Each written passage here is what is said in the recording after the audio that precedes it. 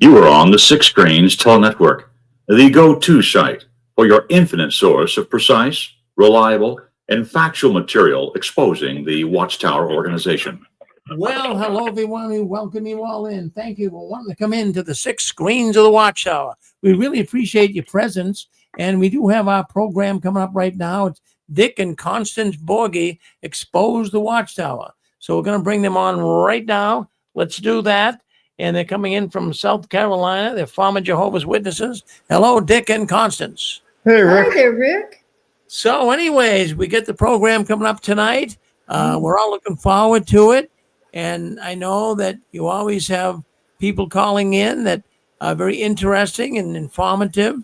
So we're going to be, our ears are going to be listening to see what they have to say and to what you guys have to say. So I'm here if you need me. I'll make sure the phone lines, what I might even do here at the beginning is reset the line here so it doesn't go off on you. So, so what I'll do is I will, as soon as I bow out, I'll take care of that, and I'll put up links and everything else how people can come in and talk to you. Okay. Okay. Sounds great. Great. All Thank you, right. Rick. So let me bow out right now. Put you guys on full screen. All right. There you are. Hi. Hello. So do we start?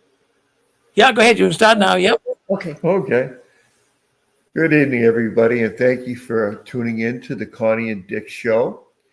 And you know, I had this thing going in my head all day, and it was that song that we all sang as Jehovah's Witnesses.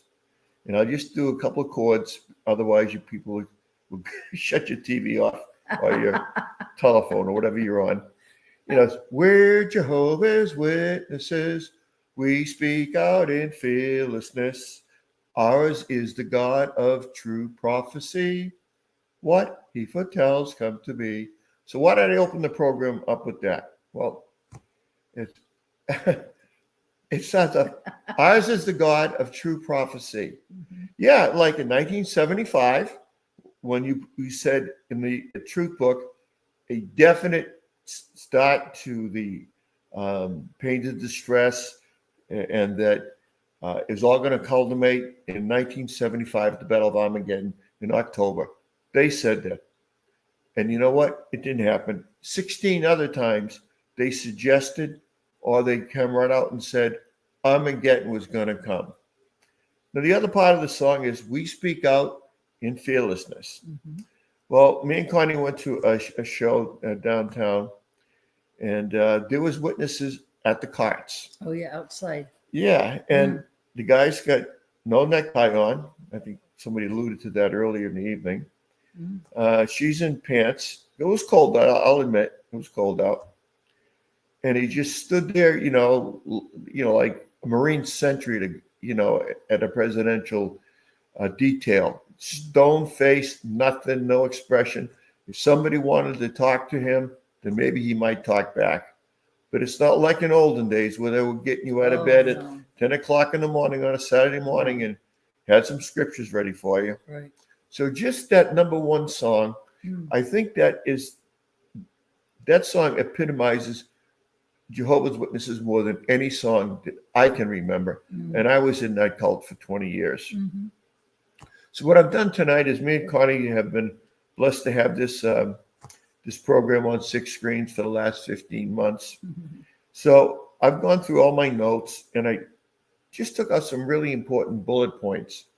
So all I'm going to do is throw out a sentence, or throw out a question. And this program, as has been said before on Six Screens, this is your program. We can put together, almost write a book on the Watchtower, just read it off to you folks. But this program really is for you to comment on. Yes. If you've never commented before, it would be fantastic. Don't be afraid. Yeah, we would love to have first-time callers. So I just want to start off with something almost from the beginning. When you have C.T. Russell and Joseph Rutherford, the Watchtower Bible and Tract Society has hidden who these men are. We know that C.T. Russell was a pedophile. when you're in your 30s and you're fooling around, and it's documented, this isn't hearsay, it's documented, his divorce trial with his wife, he's fooling around with a 14-year-old girl. Rose Bowl. Rose Ball, thank you, hon. Mm-hmm. And Joseph Rutherford, it's absolutely well known He was a throughout Jehovah's womanizer. Workers. He was a womanizer for sure, Yeah. but he had a mistress. His wife had a stroke. He didn't want to mess with her. I guess he wanted someone that was more, let's just say, physical. Guess so. And he took her with him every place that he went. Yeah, and she had been married, Yep. and she got divorced. Mhm. And anyway, and she was his dietitian and his so-called nurse, even though she didn't have those skills. So interesting. So is anybody out there want to comment a little further on either C.T. Russell or Rutherford? I like what Stephanie said about the Russells. Yeah, That was not something. that was Started very Yale, interesting. and then the Skull and Bones. You know, many of the presidents are all part of. That's my coffee. I got to get some coffee this Okay. late. Yeah, but- Connie's right. Yeah, Skull and Bones, remember, Rich? Yeah, the Bushes a were, lot of them. at least the younger Bush, maybe the father, I don't know, but Carey, he used to be a senator from Massachusetts. Then he was the something in Biden administration, secretary of something. I can't recall. But anyway, he was a big shot. Energy czar. That's what his title was. So, you know, we've had a lot of prominent people that were in the Skull and Bones. We've had a lot of people that were on the. I'm fighting a cold tonight, folks, so forgive me. The Supreme Court. That's what I'm looking for. Yeah, Skull and Bones is huge. Yeah, so you folks, I'm dealing with a cold tonight, so you have to help me out a little bit. Yeah. So please feel free to jump on. Okay. It's coffee time. Yeah. Armageddon, as we know, the Watchtower said was going to happen in 1975. Mm-hmm.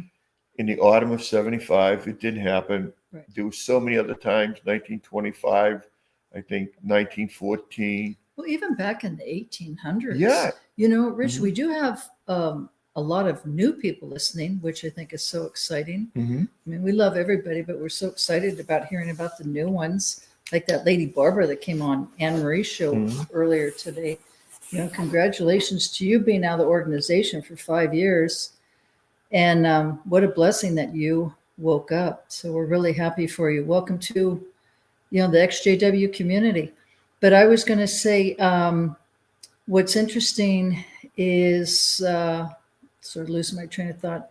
I'm sorry, lost my train of thought. It'll Well, come to me. let me just fill in for a second here. Oh, the 1800s. I'm sorry, Mhm. honey. Yeah, Crisis of Conscience book.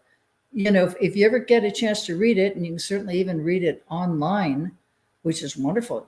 I looked that up, and someone on Reddit had said, "Oh, you can look at the PDF." So you do. You just go into Google and then type in "Crisis of Conscience," and there's the book. You know, PDF page by page, and there's a lot of pages because there's a lot of chapters.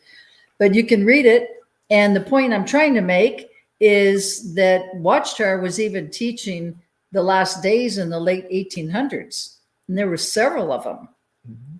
So it wasn't just 1925. It wasn't just 1975. So go ahead. Yep. honey. A lot of us came in with the Truth Book. I think they sold millions and millions of Oh, those yeah. copies. Yeah. They want them back, though. You know, they want you to ship them back in. I don't know what they're saying. They're going to recycle the paper. It's or not whatever. New Light anymore, Rich. It's not Blue Light anymore. Right. Well, you know, I mean, that book supposedly was written under the inspiration of the Holy Spirit. Supposedly. That's what they said. That's what I believed when I was 20 years old Right. and stationed in Rhode Island. Right. When I come home on the weekends, my sister would, Jehovah's Witnesses, Jehovah's Witnesses, Jehovah's Witnesses, Right. you know, so I was blue in the face. Well, I studied that book too. Yeah. the I Truth still Book. have it. And there's some things about the Truth Book is that my Bible study conductor Mhm. said to me, you know, I was Catholic at the time. He says, you know, you never have to tell your sins to a man in a box. Mm-hmm. Well, I like that. Because you came from Catholicism. Yeah, I was a Catholic, and I used to go in there, and I knew the priest knew who I was, you know. But you tell them all the stuff that you did. The truth of the matter is, can anybody tell me what the truth of the matter is? Do you have to tell your sins to elders? Star 6, anybody out there? That's what Watchtower teaches, but is that really what the Bible teaches? Yeah, I just want to elaborate on this a little bit more. Okay. They feel that if you've I committed, have something. go ahead. Hello. You're right. You didn't have to tell it in a box. You had to tell it in the back room to the There you two, go. Yeah. and then later 3 elders, because you were told that if you didn't confess, or if somebody else told on you before you actually admitted it, then it was going to be worse for you. So yes, you did have to. You had to confess. Thank you, brother. Can you elaborate a little bit more on possibly the Aiken theory? Could you touch that one? The what? The The Aiken, what theory? Aiken, Aken, Aiken. Okay, I put you I on the have no spot. idea what you're talking about. Yeah, it goes back to Jericho, and you know the Israelite army was marching around Jericho, 7 times. And they blow the horns, and all the walls fall down. So the head priests told all the Israelite soldiers, kill everything in sight, but don't take anything out of Jericho. So this is one guy, his name was Achan. He found this gold breastplate. He hid it on himself, brought it back to his tent, dug a hole, and put the breastplate in the hole. He was trying to hide it. Covered it over. Yeah. Well, every time the Israelite army went out to fight somebody, they lost because theoretically they didn't have Jehovah's Holy Spirit to help them win the battle. So they were getting their butts kicked. And so the elders got together and said, well, why does this happen? They said, well, someone must have disobeyed Jehovah. So they went and they did this search, and they found the gold breastplate. They killed Achan, probably stoned him to death. Not only did they stone Achan, they stoned his whole family. They killed everybody in the family. So that's the Achan theory, that if you do something bad in the congregation, let's say you committed adultery or fornication or whatever, something what they consider serious, then the Holy Spirit would be taken from the congregation, and the elders could feel this happening, and they would do an investigation, and they would find that despicable sinner, and they would disfellowship him. That's what I was told when I came in 1970. And I bought into that. So I believed that Jehovah's Witnesses, and particularly my congregation, was squeaky clean. Once I'm in it 10, 15 years, and I knew about all the pedophilia, I was a ministerial servant by then. Boy, did I see things in a different light. Yeah. All right. Anybody want to add to that? Well, I was just going to say something, Rich. When we were studying the Truth Book, I mean, we didn't even know each other then, but that book had brought in a lot of JWs. That was like the #1 book in the day. And then just a side point is that it's the #1 largest published publication next to the Bible in the world. But anyway, the point is, when it came to the Truth Book, they never did talk about disfellowshipping, disassociating, judicial committee meetings with the elders. The elder arrangement didn't come in until 71. 71. So some people had studied that Truth Book back in the 68. But I know I was studying it in 71, just when the elder arrangement was coming in. And, we've talked about this, how they never talked about if there's any issues, you need to address them to the body of elders or anything like that. No, there was a chapter, and they said If you're having some kind of spiritual problem Right. and you're kind of lost, and they read it in between the lines. Right. If you've committed a sin, it's just like you have an option. You can go to the elders, Mhm. but it's not you can go to the elders of your prerogative. You must go to the elders, or the Holy Spirit gets taken from the congregation. And if Armageddon comes and your congregation, everybody doesn't make it, it's going to be your fault. One of the biggest guilt trips, and boy, did I fall for that one. Well, I think if I'd like to just clarify this, Yeah. Because I had studied the truth book like you did, and at that time there was no threat whatsoever. It was like the elders were there and they were loving shepherds, and if you needed to talk to them about anything, they were there, to guide and direct you. But there was nothing said in that truth book about a judicial committee meeting. That's what I'm trying to say. Yeah, there was. I never even knew there was this fellowship. Right. No. Until after I was baptized. Right. That me too. Myself as well. Didn't know. Right. You know. But then in 71, the elder arrangement came Mhm. into, and then it just got stronger and stronger and stronger. Yeah, but anybody out there, hit *6 if you want to comment on disfellowshipping. What's your overview of it? Well, Do you they think say it's it's right? supposed to keep the congregation clean. Maybe we can ask the audience what their thoughts are on that. Does it really keep the congregation clean? Or what are your personal thoughts? We'd love to hear from you. *6. Do you know that in almost every congregation there is an active pedophile? Yeah. More than one. And I'd like this audience to know something. And for those PMOs that are out there, is in 1989, I confessed to the elders and my wife that I had committed adultery. And you know what that got me? Disfellowshipped. So if you think going to these elders, they're going to be kind and loving and merciful, all these disfellowshippings are political. Depends on who you are in the congregation, what position you have. and the body of elders. Like Joe Dario tells us all the Depends on the time. body of elders. Just depends on the elders that you draw. Mhm. And Yeah. every congregation is different. So that is political. It is political. Yeah. Joe was telling us Yeah. about this one elder Mm. that volunteered for every single judicial committee that they had. Mm. He had his hand up, and he said every single time he voted for disfellowshipping. Yeah, we love the power. Big power trip for him. Yeah, big time. All right, folks. I'm going to switch gears. Does anybody want to comment anything on disfellowshipping?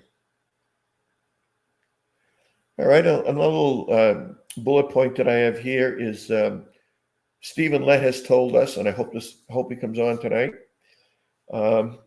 He has told us that if you go attend college, the biggest problem you're going to have is you're going to become arrogant. You won't be sheep-like anymore. Well, And they used to teach that you become an atheist. yeah, you become an atheist. Yeah. Well, one of the kindest persons I've ever met in my entire life is a woman sitting beside me. Mm. She has a college degree, You're sweet, honey. and you're not arrogant. No. Docile, It's very sweet, easy loving. for me to put myself in other people's shoes. Yeah. Especially when witnesses didn't get that opportunity. Mm-hmm. Mm-hmm.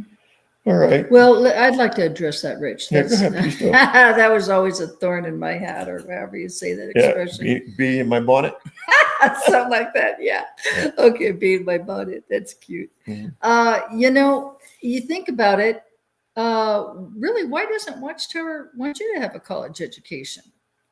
They don't want you to learn critical thinking skills. That's it.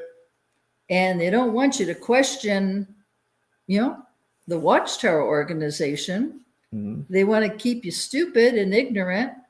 So you just continue to listen to what Watchtower teaches. And they don't want you to really improve yourself. It's all about Watchtower. Yeah, absolutely. And, I can harken back to, just let me finish that point and we'll take you right on there, brother. I know when I got my degree, the one thing it gave me, it did give me a whole lot of super intelligence. I could do accounting a little better than I used to, but it gave me confidence. Yes, It gave me it does. confidence to challenge, to think. Yes, I it was does. using, I was, well, I'm not, I really am.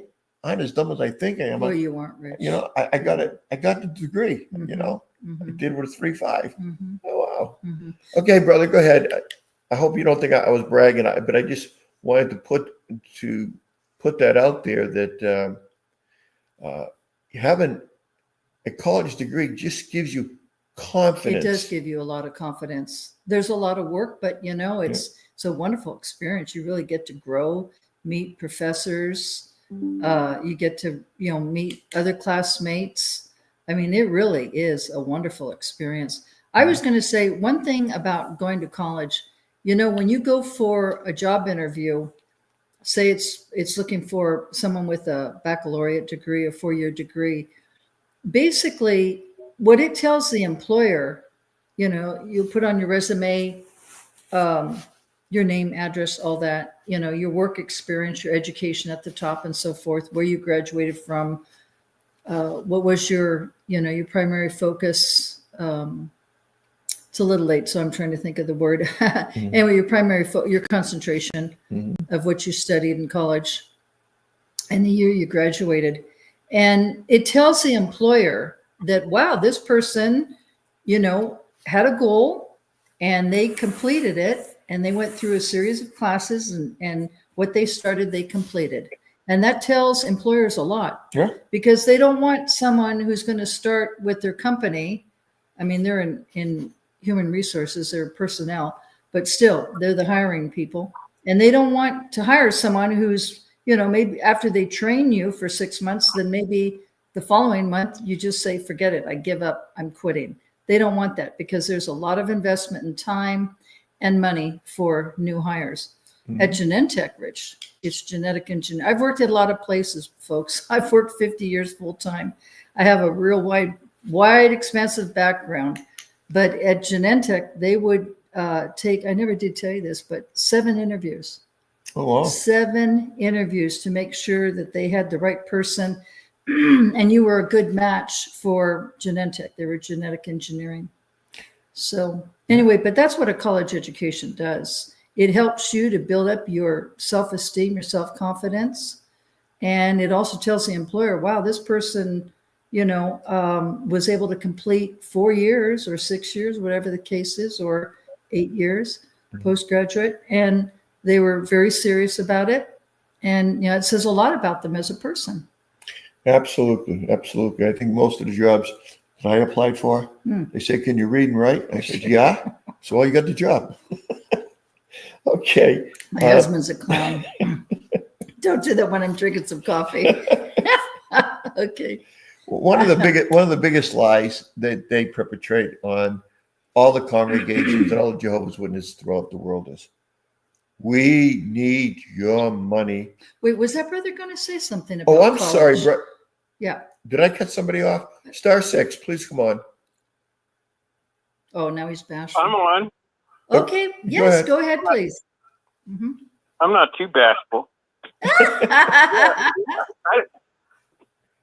don't know if a minute ago you said something about they don't want you in politics.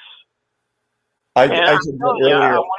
I used to, before they fired Tucker Carlson, I used to listen to him, and he got into a lot of hardcore stuff. And one of them was he would constantly refer to them getting evidence out of the way, and they would do a lot of censorship. And that's always going on in any political strife. There's no problem with that. Mm-hmm. But in the last thing where, you know, there was no transparency, and now we're hearing all kinds of stuff. So anyway, when you listen to that, and here's another one. When Bill Clinton was running for president, I remember, and you know, I was busy, I was working, and now I'm not, so I can listen much more closely. So what happens is, Bill Clinton promised a middle-class tax cut. I promise we're going to do a middle-class tax cut. And then 3 months after he's elected, it's, I've never worked so hard in my life. And just can't believe the last administration left us with such a mess that we can't do a middle class tax cut. And I want to, but I can't do it. So I knew when he said that he was going to do a middle class tax cut that he would come up with something like that. So anyway, when you pay close attention to all the flip-flopping and the deceptions and everything else, you start learning something about people in leadership. And what you start learning is people like the governing body are out for power, influence, gaslighting, whatever it takes. Right. And that's why they don't want you knowing anything about that. And you go to college, you're going to learn about that stuff. That's right. So anyway, you got it. Yeah, you're absolutely It's right. all about power and money for them. I got a question for you. What president said no new taxes? Oh, my Yeah, husband's a George real Bush, history the buff. first one. Who? The first Bush. Yep, you got it. Yep. My husband's a Oh, yeah. real history buff. And No. some people held him accountable, but a lot of in the system, the way it works, it's a very interesting thing. They only pay attention before the election because they're too busy paying their bills, paying their taxes, working, trying to keep their families in order. And it doesn't come down until, and then you hear all the lies. You know, if you follow along all the time, you know who's. I remember I worked with some people when Obama was running, and they were all sold on Obama. And Obama was very kind of a well-spoken, you know, he could rally the troops and all that stuff. But I knew where he was in Chicago is all available information. He's a thug. So anyway, that's my opinion. I'm sorry if somebody's offended by that. He's a thug. So anyway, somebody at work that I worked with was all caught up in the Obama thing. And instead of arguing with him, I just looked at him and I says, why do you trust that? I mean, you're not looking very deep. And so that's how power operations work. You know, if you look close enough, you look into Rutherford, you look into Russell, you look into the true history, boom, it's breathtakingly not what they're saying. Right. You know, it's just an image. It's just an image. It's like Stephanie said, the lady it was on with Rick, Stephanie Lynn. You know, when you really dig deep, some people don't want to look at the serpent right in the eyes, but I think many of us on this show do because we want to expose. We really do want to know the truth. But the thing is that it's, whether it's politics or whether it's religion or Watchtower, you know, they do put on an image and you have to really do your research. What's interesting, you know, we were all so busy when we were in the organization. My expression was you could barely come up for air because every single day, every single week, every single month, year, man, we were like that little hamster on that wheel, spinning, spinning, spinning. And, you know, Watchtower did that intentionally. They absolutely did that intentionally. Absolutely. So that we would not have time to be able to do the research and stuff, you know? It wasn't until the pandemic hit that a lot of people started to say, you know, I got some free time now. I think I'll get on the internet and start checking things out. Yeah. But, you know, I mean, it's really the truth. It really is. And then the other point I wanted to make, why do you think Watchtower was saying, I don't know, say within 5 years, time goes by so fast, you know, turn in all your old literature, right? You can turn them all in, the truth book, everything, turn them all in.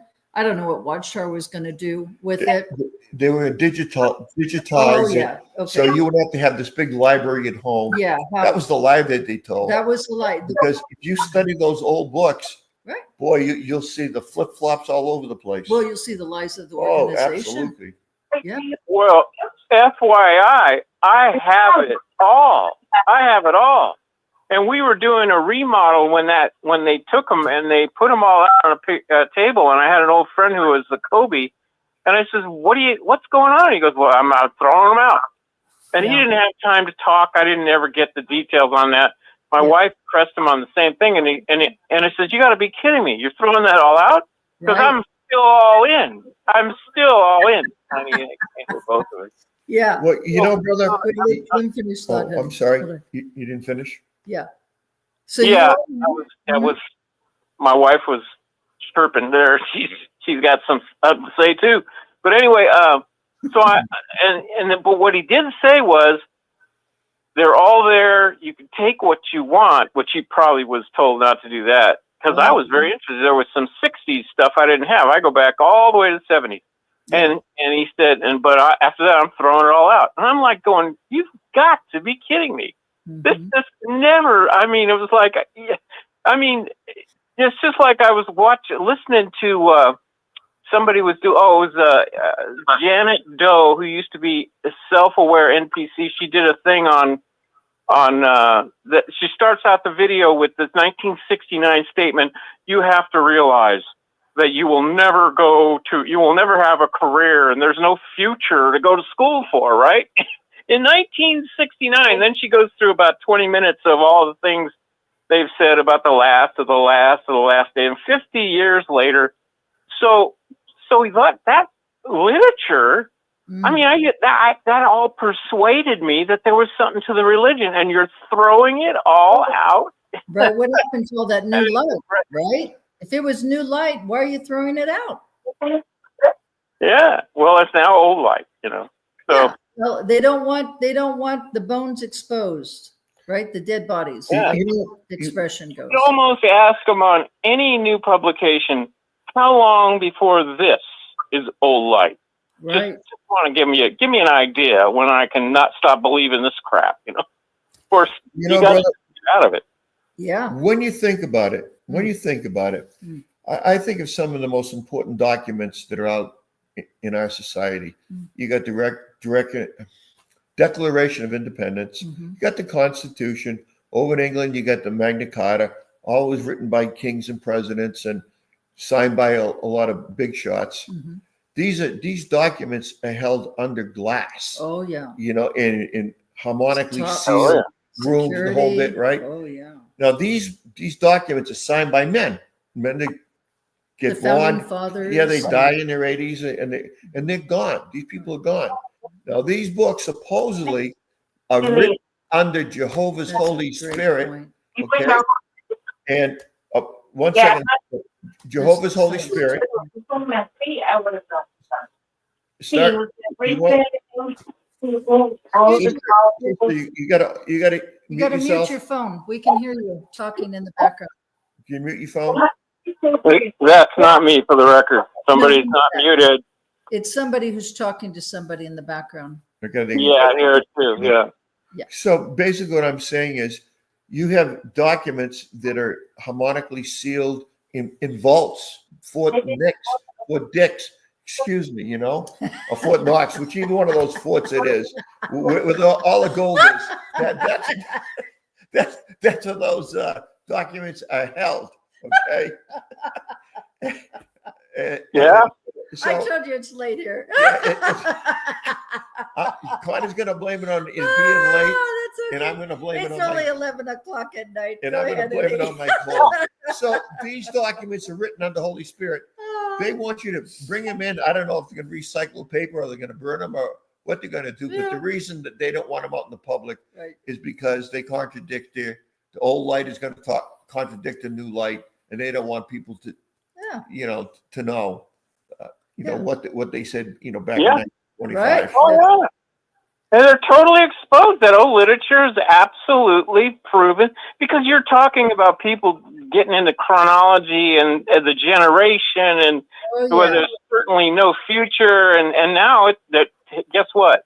I mean, we're deep beyond their timelines on all that stuff. They are total false prophets. Yeah. Totally. I mean, absolutely. There's no doubt about it. You know what's interesting, brother, is let's see. What today's Saturday? So it was last Saturday. The doorbell rang and happened to be two lady witnesses. And anyway, we asked them to come back later. So anyway, they never did. But the point I wanted to make, when we were JWs, I remember Friday night, you work all week, right? Yeah. You're tired. You've had the Tuesday book study. You had the 2 hours. Thursday's Theocratic Ministry School and Service meeting.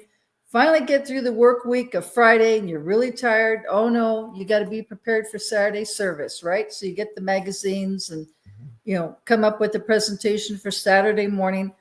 Okay, so what is my point? Well, I'll tell you what my point is. The sisters, they left this little pamphlet. It's just a little teeny pamphlet. Half the size of the old ones. It's just like a fold up. It's like, it's just a little teeny pamphlet. I mean, what kind of preparation do you have to pass out a little pamphlet? Yeah. Okay. I mean, there is no preparation. Yeah.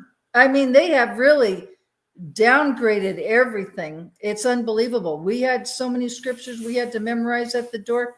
Nope. They just pass out this and look at jw.org. Mm-hmm. It's really. I took the pamphlet. I started flipping through it real quick. And I said to myself, where's Revelations 21, 3 and 4? Oh, here it is. The same scripture they've been using for 40 years. Oh, yeah. Yeah. The same. Oh, yeah. It's all dumbed down. Big time. Down. By design. They can't have thinkers anymore. And back in the 70s, I was back there. There were people, I can remember them by name. You'd be in their book study and it would be, oh my goodness, these people are, well, they were kind of scholarly in terms of really understanding the literature, which was just hopscotching all over kind of weird stuff. At the end of the day, you figure that out. But boy, it was you'd think to yourself, and it's usually Freddie Franz stuff he's writing. And usually I'd think to myself, man, if this guy knows what the purple thread on the left breast of the high priest means, they gotta know. Like he would write crap like that, man. And I'd be reading it all, going, man, these people are the only people who know this stuff. That's right. Wow. And remember the Ezekiel book? Of course. The Ezekiel book, remember? Yeah, I remember that book, but before I cut off, yeah. Now what we're talking about is they threw it all out. They threw it all out. Yeah. There's so many layers to why you gotta run for your life. I mean, it's so evil. Brother, when you first cut you off, Connie. Yeah. When you first go into the congregation, you hear this one word: truth, truth, truth, truth. God. How long you been in the truth? And you know what? That sticks in the head, right in the forefront of your mind. Yeah. So everything that filters through that has to be the truth, because I'm in a Kingdom Hall and that brother is teaching the truth. Well, that's subconscious too. I mean, that's done intentionally as well. Yeah. We've talked about PTSD. Mm-hmm. We have talked about cognitive dissonance. Mm-hmm. We've talked about gaslighting. Oh, yeah. All of, we talk about the indoctrinations. We talk about how they mess up your mind to make you think the way they want you to think. They want to be in control of you, and they want you out door to door, and they want you recruiting. And the reason they don't care that person at the door is going to get everlasting life or not get everlasting life. They're just putting in their time. What they want is they want that person to become a Jehovah's Witness. Yeah. And when they die, to leave their house and their property and whatever to the Watchtower. It's a corporation. That's the same way the Catholic Church got to be the richest organization on the earth, because they told a lie, which is the purgatory doctrine, where if you died and you still had sins on you, that you had to burn in purgatory. But if you gave the priest money, he would say prayers for you and you get out sooner. Yeah. So the Watchtower does the same thing. They tell you that if you die, you leave the money to the Watchtower, and that'll advance the worldwide witnessing work. Well, it doesn't. Right. Who gets paid? Right. I mean, what Jehovah's Witness going door to door is getting paid? Or the Bethelites. Are the Bethelites? It's in offshore accounts and stocks, etc. And what you're saying is so true. And here's the thing: you lay down and you let them keep rolling over you with indoctrination, where there's lots of red flags along the way. And I missed many before I finally figured it out. But then as you get closer to the reality of mortality and you're still there, well, what are you going to do with your assets? Little though they are compared to what they could have been, you're going to dump them on them. And they do that. They've got a whole department to take your credit card credits and whatever type of thing they can convert to cash. Yeah. They got experts doing that, sucking it up like a vacuum. Yeah. But you're not supposed to plan for your future. Heck no. Right. That's the thing. I think people get really exhausted and burnt out. Many of them are. I mean, you can just see it. You can just see it. The eyes are a window to a person's soul. And you can see these witnesses. They're out there, pioneering, and they look like they're just dead zombies. I mean, they're just standing next to a cart. They're not talking to anyone. And let me tell you, when we came out of this event, it was a concert. We went and saw River Dance 30, which was so fun. The Irish dancers. And it was so Yeah, awesome. I know that. They were like, how many people? I don't know, Rich, 2,000 people or something. Yeah. It was a huge place. And, the witnesses weren't conversing with anyone because no one was really talking to the witnesses. They saw them, but they weren't interested in their message. They know they're a cult. Right. But they've been trained. There's been a lot of training. It's kind of interesting because it's not complete mindlessness, but it's, in fact, it's very skilled on where they draw the line on conversations. Yes. And once you start pressing any issue that they're not comfortable with, it's go to jw.org and blah, blah, blah. That's it. It's not like it was. And that's by design. If anybody digs in deep to any of these issues, there's all kinds of spin that's been put in it. Yeah. Well, they feel very threatened. They feel very threatened by anyone who questions their belief system. And, for a cult, like Anne Marie said on her first show, which was so great tonight, I hope she's still listening in. But anyway, it's the BITE model. B like Barbara, I like Indio, T like Thomas, E like Edward. And this is significant for cults. B is behavioral, I is information, T is thought control. Let me start over. B is behavior control.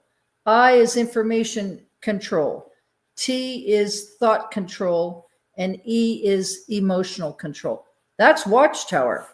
That is Watchtower. It's Scientology. It's the Mormons. We're talking about Watchtower. It is definitely Watchtower. They control everything in your life. Can you guys hear me? Yeah, go ahead. That's Stefan. That is, how you doing? Hi there, I'm just Stefan. back on what Constance just said. Hello. Hi, I just want to dear. pick up on what you just said. You just said that they want to try to control every aspect of your life, and that's what we discussed at length in Brother Farron's show. We talked about how they want you to now treat your children who are Jehovah's Witnesses than you treat your non-Jehovah's Witnesses. And then I heard at the beginning of the week, and I don't know exactly what form this came in. I don't know if this was a talk or a magazine article or what, but they were talking about how they're again going back over what sex acts you can engage in with your own marital spouse. So this is exact, and saying I said this, and I think I said this exact comment. Watchtower is a cult. They can't help themselves. They help. That god awful talk that he played snippets of from David's Plane. He could have been talking about a billion other things that a person can be doing, but instead of doing that, he's busy telling you about whatever, how to love your children, and how not, and then they'll say that it's the apostates that take what they say and twist it around. And no, the apostates are not the reason why this organization is failing. It's the governing body. It's their teachings. It's their cult mentality and their cult control. It has nothing to do. We couldn't report on CSA if the CSA wasn't happening. Because we said, and it wasn't true, we know Watchtower would sue us 7 ways to Sunday the way they try to do everybody else. Right. So it's just like you said, they're a cult. They try to control every aspect of your life. And I had an interesting conversation. I'll be very quick. That's and I met a person, and they said, no, cults are always kind of out in the middle of nowhere, and they're separate from everybody. I said, but you don't have to move out in the middle of anywhere to be separate. Oh, that's a good point, Stefan. Right here, yes, in the neighborhood. Compared You're to separate from your neighbors. You don't have Brooklyn. them. If you went to school, you don't have anything to do with your schoolmates. Heck, you hardly have anything to do with your non-witness family members. Right. So, and then you're told to only marry Jehovah's Witnesses. Then they want to dictate what kind of jobs you can and cannot have. So they do, in fact, keep you very insular from society, just as if you were out in the middle of nowhere on some kind of a plantation and the like. So they fit every single descriptor for a cult. Absolutely. Absolutely, bro. Yeah, And absolutely. they also, they got this constant refrain, the elders are there to keep the congregation clean, is keeping that clean. Yeah. The actual modality is to keep the congregation controlled. That's what it's it. all about. Right. That's correct. Yeah, because just to add to that, there are elders that are watching pornography. So you tell me how you're keeping the congregation clean when the elders are looking at pornography. Or when they're probing What some about the elders that are 17-year-old. engaging in CSA? Yeah, oh, definitely. Of course. What The about elders that are engaging in the CSA? Right. what about some 17-year-old young sister that's fornicated and how much detail they want? What's up with that? They're a bunch of perverts. Exactly. That's what it is. They probably don't even have much of a Well, marriage. I know that you guys know this, but just to kind of refresh the audience, in the Elder's Handbook, if you are an elder and you have gotten involved with some kind of immoral activity, let's say you're married and you committed adultery, more than likely with a non-witness, so you don't have to worry about them, telling on you. You can give it an adequate amount of time. And if it appears, this is what the Elder's Handbook says, if it appears that you still have God's Holy Spirit and the respect of the congregation, you can just go to a couple of your buddies on the elder body, tell them what happened, basically be forgiven on the spot with no judicial consequences. And if you're married, they will not tell your spouse. And even if your spouse says, look, I know something is wrong, and she goes to the elder body, they will not say, they will say, you need to talk to your husband. And they can continue on serving as an elder, never missing a beat, and sit in on that same 17-year-old that you just commented on and disfellowship her for doing the exact same thing that they just did. Yeah. Right on, brother. You We've tell been me saying that for a long, long time. that kind of stuff. Yeah. I confessed to adultery, and I was disfellowshipped. If I would have accepted the position of elder, I wouldn't have been disfellowshipped. I would have swept it under the carpet, and I would have lost my family, my home, my job, my sister, my kids.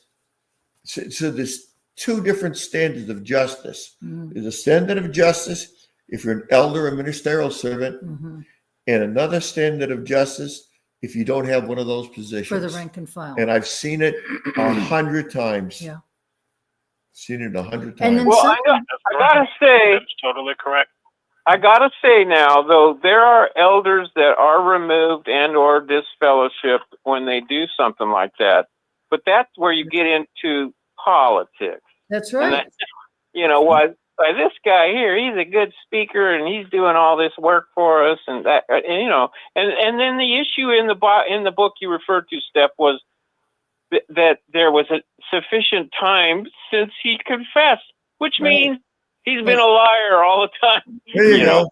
There you go. That's exactly. It's amazing. And the other thing is, it depends on how many elders are in the congregation. Because if they have an elder removed, or even a ministerial servant, so let's talk about elders, then that means, then there's more work for the remaining elders that are there. And they're busy enough as it is. So it's like, oh boy, we know this brother did something seriously wrong, but as a body, do we really want to disfellowship him? Because that means we're going to even be busier, brothers, That's right. as well. So that comes into play. Yeah, that's a lot of it. That's a lot of it. It's a kangaroo court. It's not a real court. And most of those people have never been to law school. Oh, no. I had a lawyer at my kitchen table for 8 years. God bless him. He's in Eagle Scout heaven. I said to him one morning, I said, sweetie, I said, shouldn't and couldn't you be a judge now, since you're in front of the judge a lot doing your work? And he says, oh no. He says, it takes even more to be a judge than it does to be an attorney.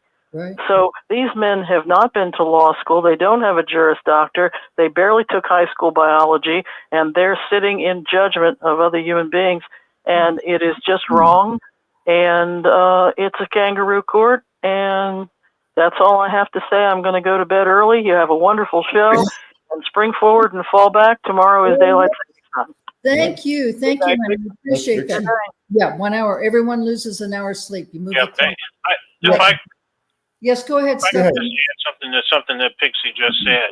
Yeah. It goes back to my earlier comment when we were talking on Rick's show about the books that we read. It just blew my mind. I have to say it again. That Raymond France, a sitting governing body member, said that when the governing body meets, and I believe it's Wednesday, every week, once a week, that they don't pray. Yeah. And they very rarely even consult the Bible. Right. So how are you receiving Holy Spirit to direct this spirit anointed blah blah blah organization? It isn't. The whole thing is a joke, and that's why Raymond France ultimately left. And I was just so shocked because we hear this constantly: Holy Spirit, Holy Spirit, Holy Spirit, and then to find out from somebody who's literally in the room that there's no Holy Spirit to speak of. That's right. It was like, I don't know, it was like thunderstruck. And so, and I say this all the time, the people that need to hear the stuff that we are talking about are the very people who don't tune into these shows, and even if they did, they wouldn't accept it. And it's so unfortunate because they are literally willing to risk their lives and die for this organization because they think it is the only organization and that they're inspired by Holy Spirit, and they are not. It is all a pretense. That's right. Well, you're so right. And Pixie was right. I mean, these people, they didn't go to law school or anything else. As a matter of fact, I just want the three people that this fellowship made. One guy was named Bruce Hobie. He had a 10th grade education. He drove a school bus. One of the other ones was Doug Watt. He painted houses. And the other was Eric Natacchione. He sold snap-on tools out of a van. Okay. So, you do learn, when you go to college, you do learn some stuff. I mean, I took courses in psychology and sociology. So I'm a little more well-versed than I was if I hadn't taken the course. Right. Doesn't make me any kind of a, genius or anything, but I know a little bit more. Yeah, the but Watchtower doesn't want you to know more. Well, the point is that this is what I'd like to say, and we've talked about this, Rich, is that, I'm not saying this about all elders, okay? Because we know that we've met some great elders. Mm-hmm. Joe Dario is one of them. There's a few of them. There are. We had a couple good ones in our congregations too. But the point I just wanted to say is that, I'm getting tired, that I lost my train of thought again. There we go. Joe Dario? Yeah, it's just, the elders. Oh, yeah, the elders. The thing is that some of them are just on a real big power ego trip. That's what it is. Mm-hmm. They, didn't barely make it through high school. If they did, then it's just a 12th grade education. And here's the opportunity now they have to be, Mr. Macho Man. Oh, I'm an elder. I've got all this power in the congregation and all, which they do. Okay. And I have all this power over everyone in the congregation, and people have to look up to me because I'm an elder. They're on a big power ego trip is what it is. Mm-hmm. Okay. I'll tell you, when it comes to psychology, you learn this. First of all, you don't ever feed into somebody who has an ego like that because they're a narcissist. You look right through it to see what it is. And second of all, you don't give away your power. You just don't. They only have the power that you give them because the congregation gives it to them. Mm-hmm. If you don't acknowledge that and you don't accept that, then you just don't give it to them. So how do you apply something like that? Well, we're all imperfect. Well, I say that the public library saved my life. And there's a book called Snakes in Suits. That's a business book for $12 that explains what you just said. Yep. But how do teenagers and women and men too that have not even gone to the public library or opened a book of psychology, they're not going to know this. They tell their people not even to go to the library. They tell their people not even to go to community college. It's worse than when I was young in that regard. Yeah. Well, that's why, honey. Could I make a comment? Go ahead, Sue. Hi, Susan. Oh, hi. Hi, honey. Hi, honey. I wanted to kind of, if I could, is it time for me to, could I make a comment? Oh, yeah, Absolutely. Go ahead, please. Oh, okay. Well, I was thinking, back in Jesus' day, the apostles were fishermen, and they didn't have very much education. Right. In fact, Jesus didn't have much of an education, but they were given something special to give them the knowledge to understand people and to help things along. And so they didn't necessarily they didn't have any college education. They were just educated by Jesus. And today there are elders that are good. And they just happened, not because they went to college, but just because I know people who went to college and they're absolute jerks. I mean, really, they are. Yep. So Yep. I think so I was just thinking, well, like you were just mentioning Joe Giardario. I mean, he's a lawyer and he's good at it because he's the person he is. He's a good lawyer. But some people are bad lawyers, even though they have education. So there are elders, those few that are okay, but college does not a wonderful elder make. So I think it depends on God's spirit on the individual that helps them make good judgment, and God's word that helps them make good judgment. And that's just my opinion. Sure. Well, we agree with you. I think that opinion is right on. Well, and then plus, if they really love people, if they have a beautiful heart of really loving and being compassionate for other people. See, if you don't have that and you're on this power trip that you're an elder and look at me, I'm Mr. Wonderful, and you have to bow down to everything that we say, that's all about their ego. And the thing is that's where abuse can come in. People can abuse that power, and the elders do, or the governing body members abuse that power. Okay. But if you're a very loving, compassionate kind of person, you're in check with that. It's very easy to be empathetic of other people. Like if a sister came to you, for example, like Joe has said, and if she did something wrong, okay, like a serious sin, Joe was the type of person that, he would try to be very compassionate and understanding he wasn't going to immediately run to the other elders and say, oh, well, we need to talk about this sister and have a judicial committee. That's not who Joe was. Okay. So the point That's my point too, Connie, is that it was his personality. It was his love of people. Exactly. It wasn't his education. Now, let's say you have two people that go to college. One went to Harvard and one went to the local community college to be a lawyer. Who's the better lawyer? Well, you have to check them out and see who's the better lawyer, the Harvard graduate or the one that went to the local college. You don't know until you try them out. And like you said, you could tell from Joe's love and compassion of people. That's what made him a good lawyer. That's what made him. He's a beautiful person. He's been severely wounded by Watchtower, having been an elder and the judicial committee's meetings, because he did not want to do that, and it really has destroyed him. It really has. Really severely. We talk to him every week, 2 or 3 times. We love the guy, but he's just having. He's part of our family. Yeah, he just can't handle talking about the Watchtower. No, it's too much of a trigger. Yeah. But the point I wanted to say, Susan, is that many of these elders are uneducated. So what do they know about being able to deal with family situations or raising children or any kind of issues that comes along with being married or maybe a blended family, whatever the case is.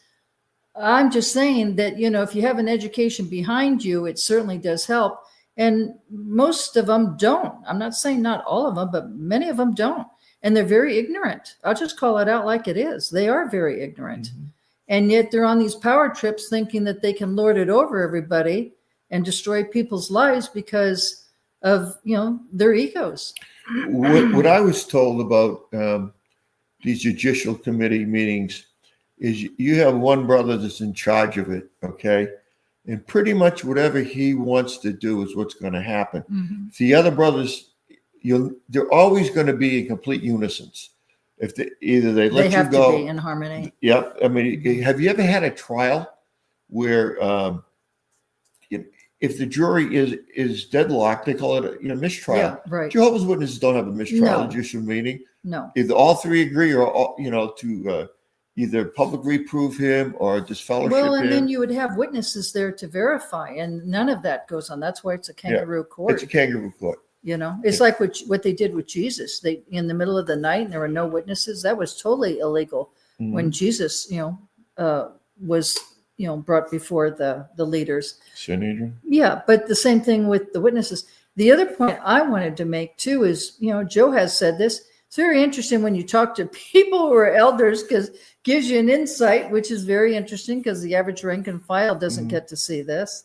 But, he said in his situation, let's see how I can say this, for being disfellowshipped. Okay. He was disfellowshipped on a certain grounds. Okay. I'm not going to go into detail, but there was one of those elders in his judicial committee meeting that was doing the same sin. Yeah.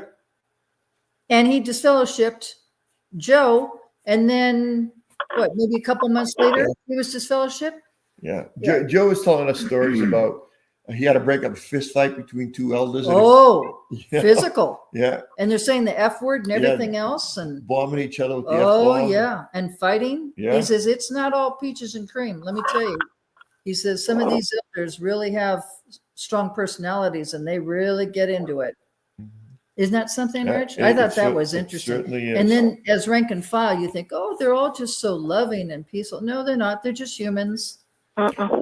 It's more than just human, though. It's what you mentioned about being narcissistic and needing their ego stroked and wanting to be the biggest man in the room, whether they are or not. And there's nothing biblical or Christian about it. No, there's nothing legal about it. And it's because I say it is from their doctrine and dogma and procedures. It's all because I say it is. Well, I'm sure there's even elders that are pedophiles. Oh, yeah. Okay, let's get real here. That's a separate issue entirely, but the power trip even of the men to the other men. I mean, when they brought the elder arrangement in the 70s, which is 50 years ago now, they tried to push out a lot of good brothers that were really there, the old saying, to lead is to serve.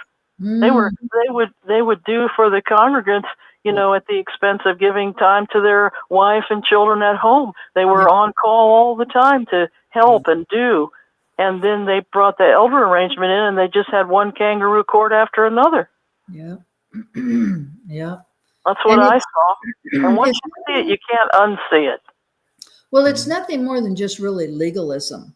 We've had this. It is, but the thing is, it's not a safe place. People die of the blood doctrine. People commit suicide sometimes if they've been shunned. It goes so much deeper. I have a dear Methodist friend who is an educator, and she's listened to me explain this. And in a million years, even with a kind, brilliant person, she's never going to get it. You had to be there. You had to live in this subculture to understand it. Right. Yeah. That's right. So on the one hand, nobody's in a better position, as the issues just brought up, where the elders know about the suicides, they know about the blood issues. Nobody's in a better position to see the stuff that isn't working, and yet they hang on. And I'm going to just say this: you think they're just carrying on and holding their power? They're losing their souls. It's taking the toll on them. I'm telling you, I know a lot of broken down elders, man. Well, they drink so much. Yeah, that's what exactly. They're not. It's reap what you sow, and they're. They should be looking at the governing body with the jaundiced eye that we all have, because it's absolute fraud. And I know a lot of elders that allude to it, but they just can't break down and see it for what it is. Yeah, but why do you think that is, brother? What do you think? Sorry. Why do you think that is? I was going to say, I ran into a brother just this week. I was going to grab lunch, and somebody tapped me on the back, and I turned around. And this was a brother. This is one of the better ones. Nice, family-oriented, loving type of person. But we get older every day. he was older, but there was something else than just being older. And I just can't imagine, his life, because you're trying to make this organization, their teaching, you're trying to make it true, and it's not. Right. And I know he's the type of person that has noticed how crazy this train has gotten off the rails compared to 10 years ago, 15 years ago, 20 years ago. And he was a born in just like myself, but he's older than me. And I just can't imagine the cognitive dissonance that must be going through his mind. You're trying to make this thing be true and be the truth. Everything inside of you is probably screaming that this isn't, and that something's terribly wrong. And he comes from a gigantic Jehovah Witness family. It's probably the biggest family in the city of Chicago. Yeah. So you leave that, you probably lose everything. And I don't know, maybe it's just my imagination, but I could tell something was really off.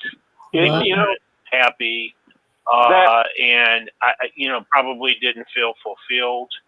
What do you think about the future? However many days you have left, but I just can imagine the things that were going through his head. But I just sense all of that just in a couple minutes that I talked to him. So to my buddy's point, who's on the line now, when he says it takes a toll on you, it really does. Oh, it sucks the life out of you, When you're in it long enough, it literally sucks the life out of you. It just does. There's no other way to describe it. I think some of the born-ins also, I've been looking at some deep things this week, and I'm feeling pretty good about myself and my journey here to get to retirement. But I think some of the born-ins have a little bit of attachment disorder, maybe not a clinical amount, but we were told to trust adults that our parents didn't even know. That's right. And there's something called reactive attachment disorder of like people that grow up in foster care and stuff. And even if we had a super good family, twice a week we're in this building with no windows, and we're supposed to talk to these adults that have,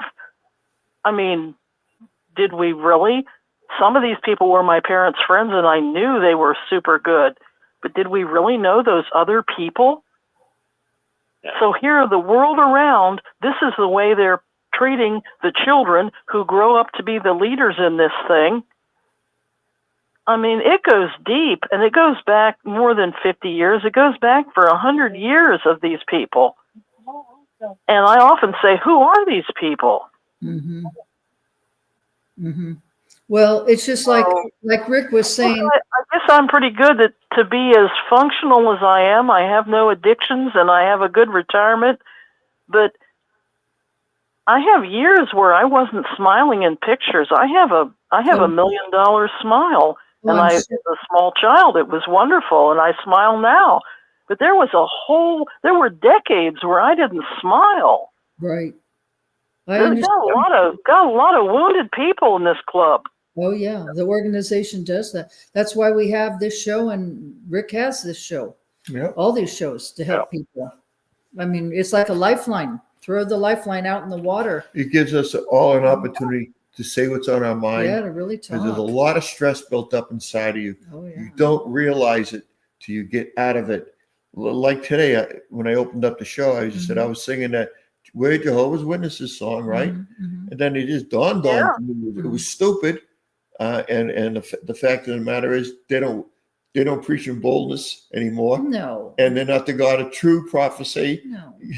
What he foretells comes to be. No, nothing's come true. They've been lying for hundreds of years.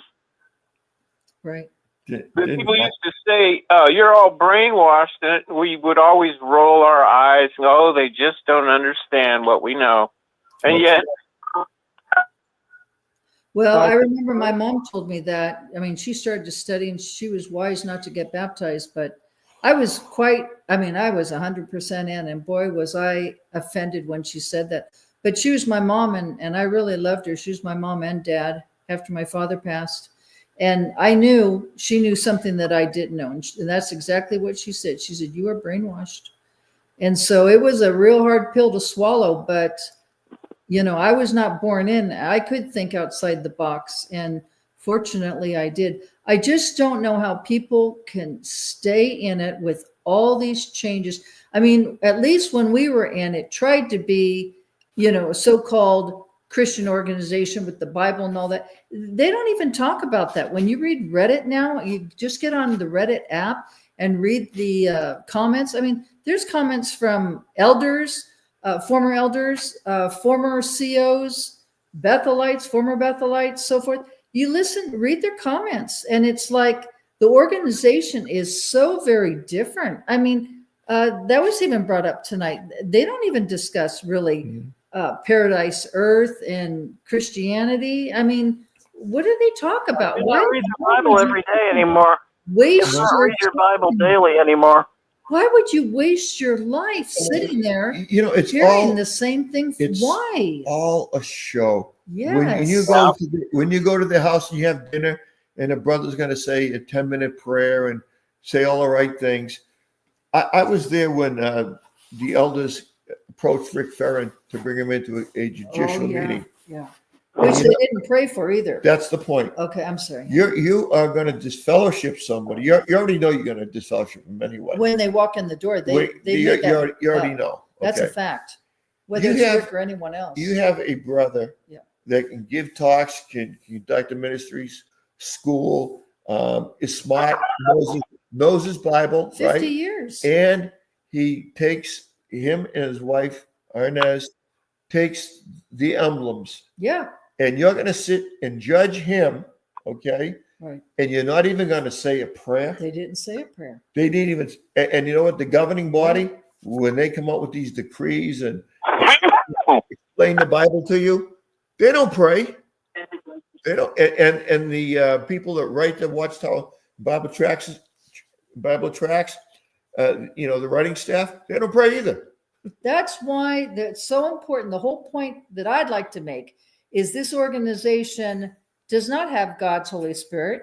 It's never had God's Holy Spirit, and there's nothing Christian about it. When that lady tonight, Stephanie Lynn, said that the Watchtower is involved in SRA. SRA is satanic ritual abuse. Now, I know some people say, oh my God, don't say that.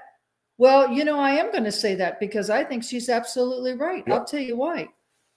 For new people listening in, one person that really helped me to wake up and really start to see life without the colored rose glasses, right, was John Ramirez. Okay.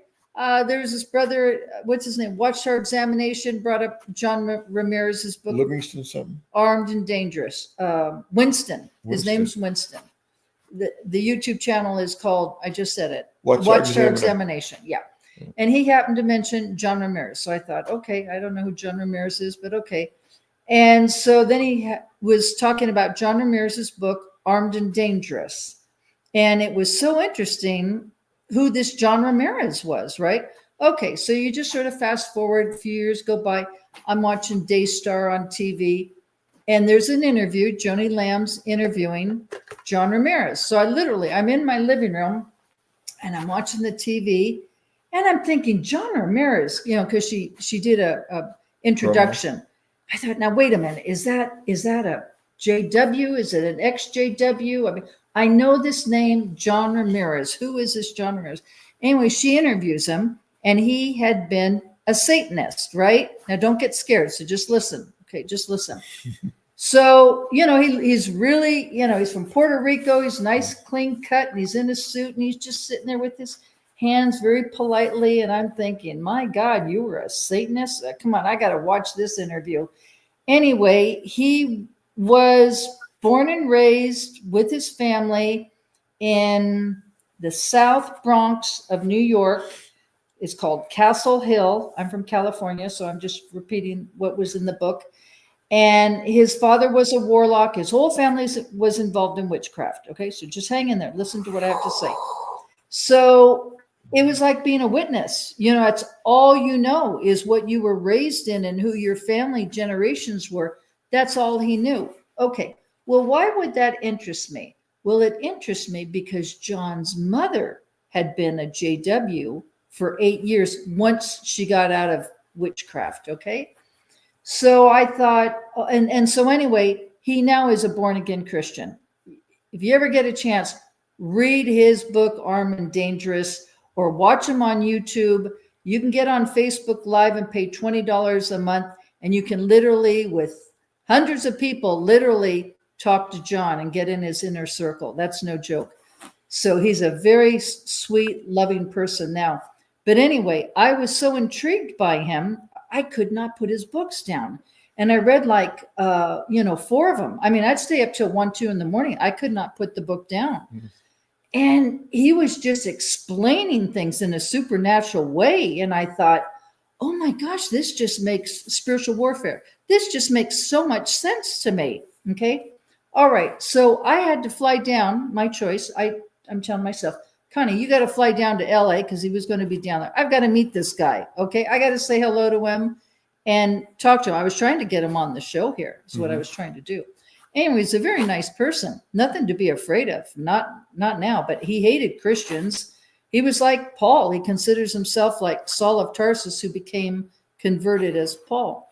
Anyway, the other point I wanted to make with regards to John Ramirez is John had said this. I learned a lot from him.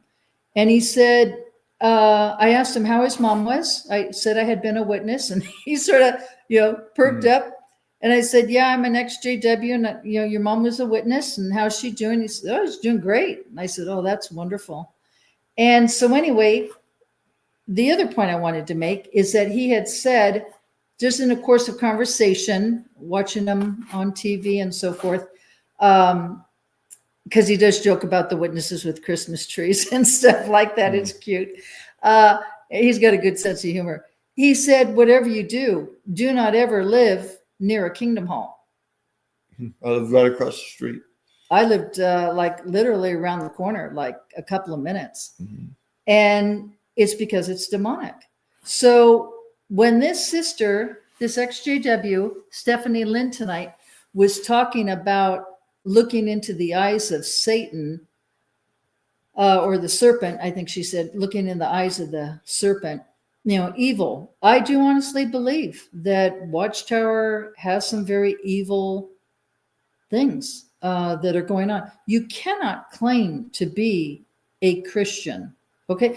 Call yourself an atheist, call yourself anything else, but don't ever claim to be a follower of Christ, calling yourself a Christian when you're going to rape and molest and sexually abuse children or get into satanic rituals. I mean, that's all pedophilia. Mm-hmm. Okay. And we know, so many that have been affected this way. Candace Conte, I'm personal friends with her. I have her cell number. I've met her in person, both she and her mom. But anyway, the thing is that it's like all the dots, Rich. Mm-hmm. It's like all the dots just connect, Oh yeah, there was a reason why John said, don't ever live near a Kingdom Hall, or let alone be involved in it. Okay. So, yep. I just wanted to share that. Yeah. And Rick brings up Mark Palo. He brought him up last week and he brought him up tonight. Yeah, he did. Mark Palo, I got to know him pretty well years ago. He was a genius. Huh? He was. He very talented man, great athlete, and he just ruined himself with alcohol. Mm-hmm. He said to me one time, we were drinking together, and he said, I got to tell you something. He said, you're probably not going to believe me. I said, well, what's that, Mark? He says, I was raped by a governing body member. And I said, oh, okay, Mark. I said, yeah, sure. Right.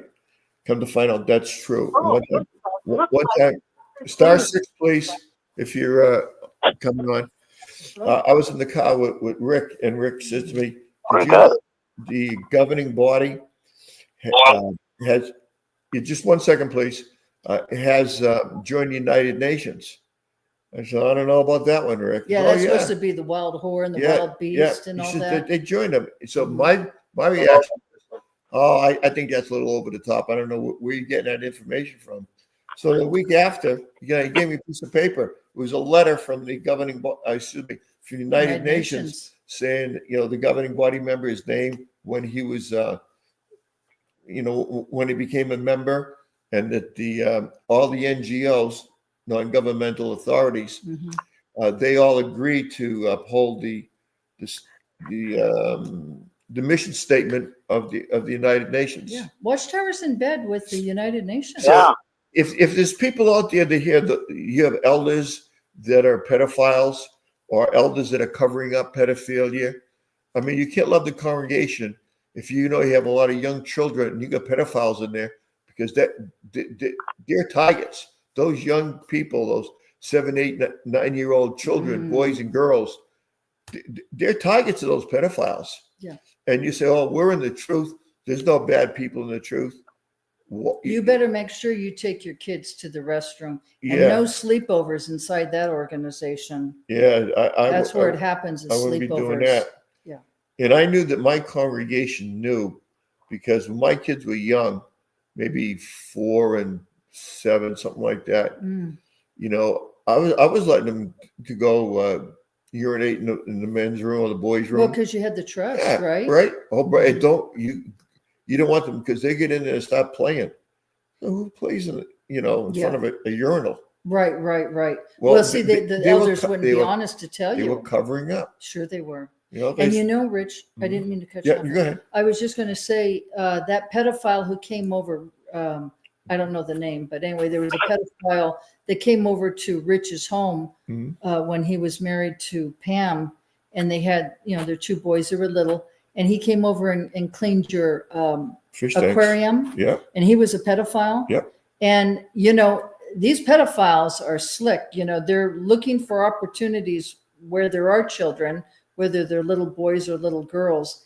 And then they want to eventually get into grooming. I'd love to do a show on some of the tactics of what a pedophile does to groom children, because a lot of JWs are very naive about that. But the point I wanted to make is your kids were so close to that pedophile, meaning in your own home. Yep. How scary was that? And you and Pam did not know that he was a pedophile.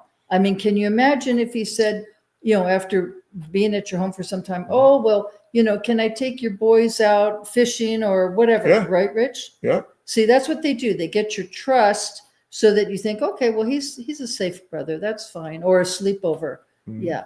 Bingo. And Or out in service. Can I take your boys out in service is what they'd say. Yeah. That's what happened to Candace Conti.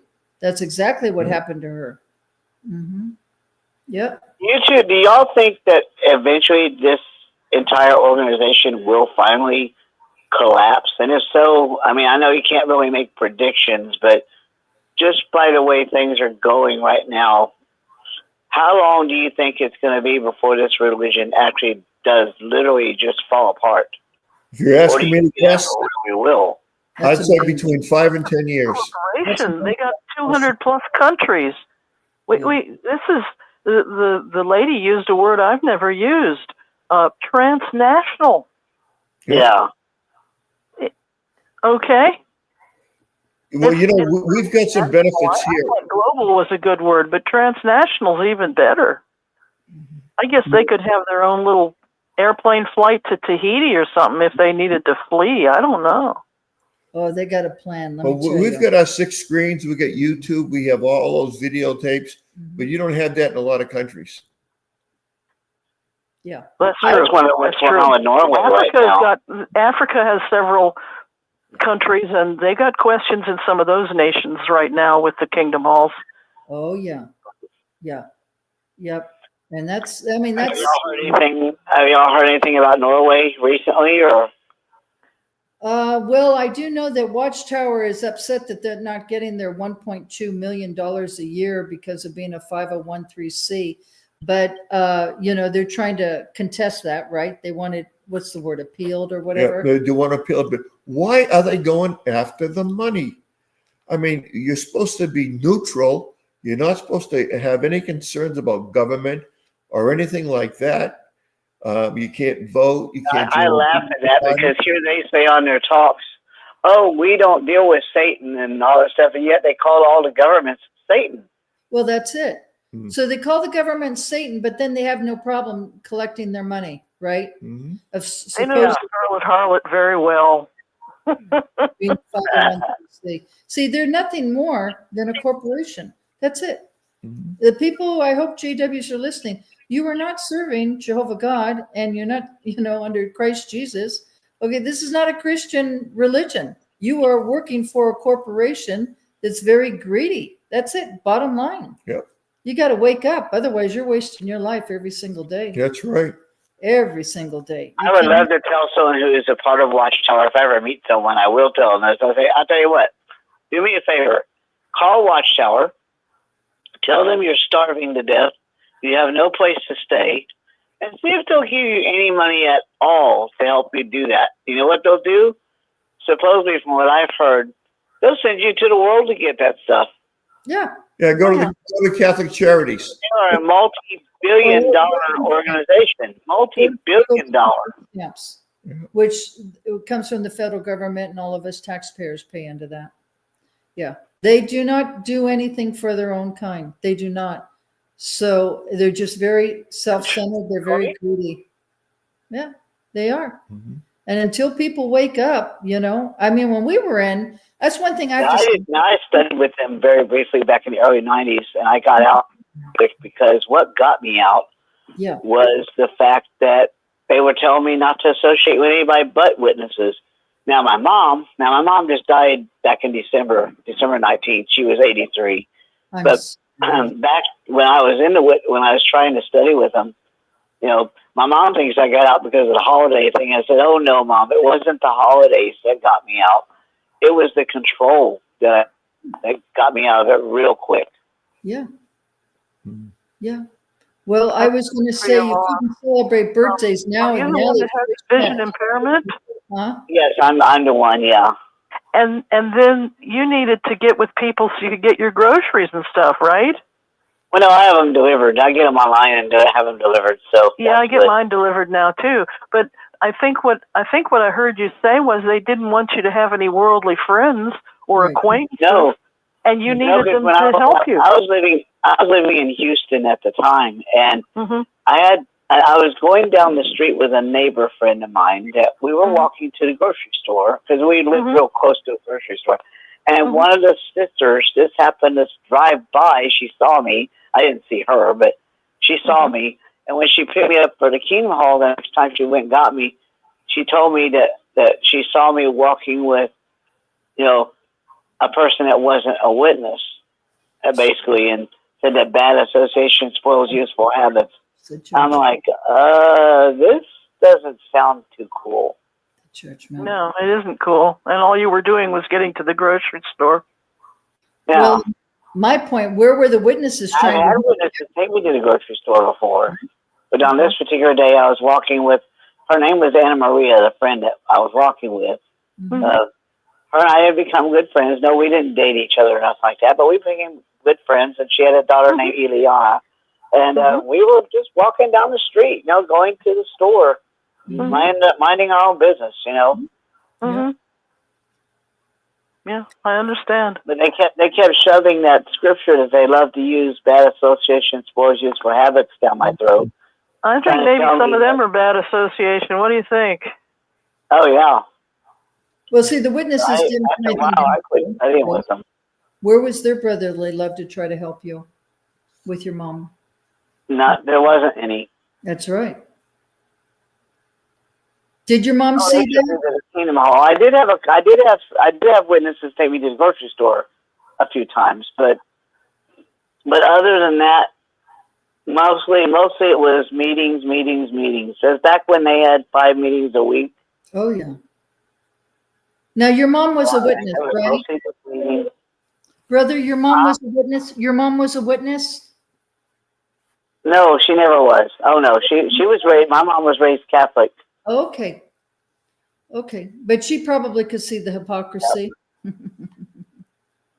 Well, no, not really, because she wasn't around witnesses that much, but she let me do. I mean, I was living in Houston. She was living in a town called Lumberton, which here in Texas, Lumberton, Texas is north of Beaumont, Texas. It's a little town north of Beaumont, and at the time I was living in Houston. I was living on the southwest side of Houston at the time. I was going to say Lumberton. But no, I got out of them real quick. I never got baptized. I never went. My studies never went any further. Yeah. You must have been really looking forward to regaining your eyesight, though. That must have been a big draw. No, not really. I was more curious. The reason why I even started studying with them was I was just curious. I mean, I didn't know much about the Jehovah's Witnesses, but I just thought, this might be interesting. Right. So I started studying with them, Mhm. but the study didn't last too long. It was not good. Yeah. It's interesting, brother, that you said Lumberton, because I said to Rich, Tight Pants Tony Morris lives in Lumberton, North Carolina. Lumberton, North Carolina. Yeah. I wonder if Tight There is Pants. a Lumberton, Texas. If you look on the map, you'll see that there is a Lumberton, Texas as well. Like the town Springfield. It's all Yeah. over the place. Greenfield, everybody's got a Greenfield. Yeah. Yeah. Or Ocean Bay or whatever. Yeah, some states have. Does anybody know what's happening to Tony Morris these days? Mm. Anybody out there have an update on him? We didn't get Stephen Lett to come on I wish tonight. I knew. Yeah. Yeah, I was just curious. You know, he's laying low. you know, we've pointed out that Hello? go ahead, sister. Yes, go ahead. Go ahead, sister. Start it. Hello? *6 if you'd like to talk. Yes, we can hear you. Yes. And then it's a toggle switch. After you speak, then you hit *6 again to turn your voice off. So, sister, did you want to say something? She'll come back on. Alrighty. Yeah. You know, how you can tell. I have a question. I have a statement. Yeah, go ahead. This is Stephen. I had there was something that popped into my head when Rick was talking earlier. Somebody had brought up, do you think there will be, schisms, like will the organization break apart, so forth and so on? And that's been kind of lingering in the back of my mind. Mm-hmm. Me personally, I've never really envisioned this organization just completely collapsing. I think if there's enough negative publicity because of lawsuits and the false teaching, if that really gets legs, to use an expression that Rick likes to use, obviously more people will leave, but there's going to be a certain amount that, of course, never leave. Not to mention the fact, if you've got billions of dollars, do you really need the rank and file? At the end of the day, or really is a couple $1 billion not enough to live off of for the rest of your life? I mean, come on. Mm-hmm. But more importantly, I think if we can just project a little bit and say, okay, Watchtower closes its doors, you're going to have theoretically 2, 3, 4 million people who now have no idea what to do with themselves.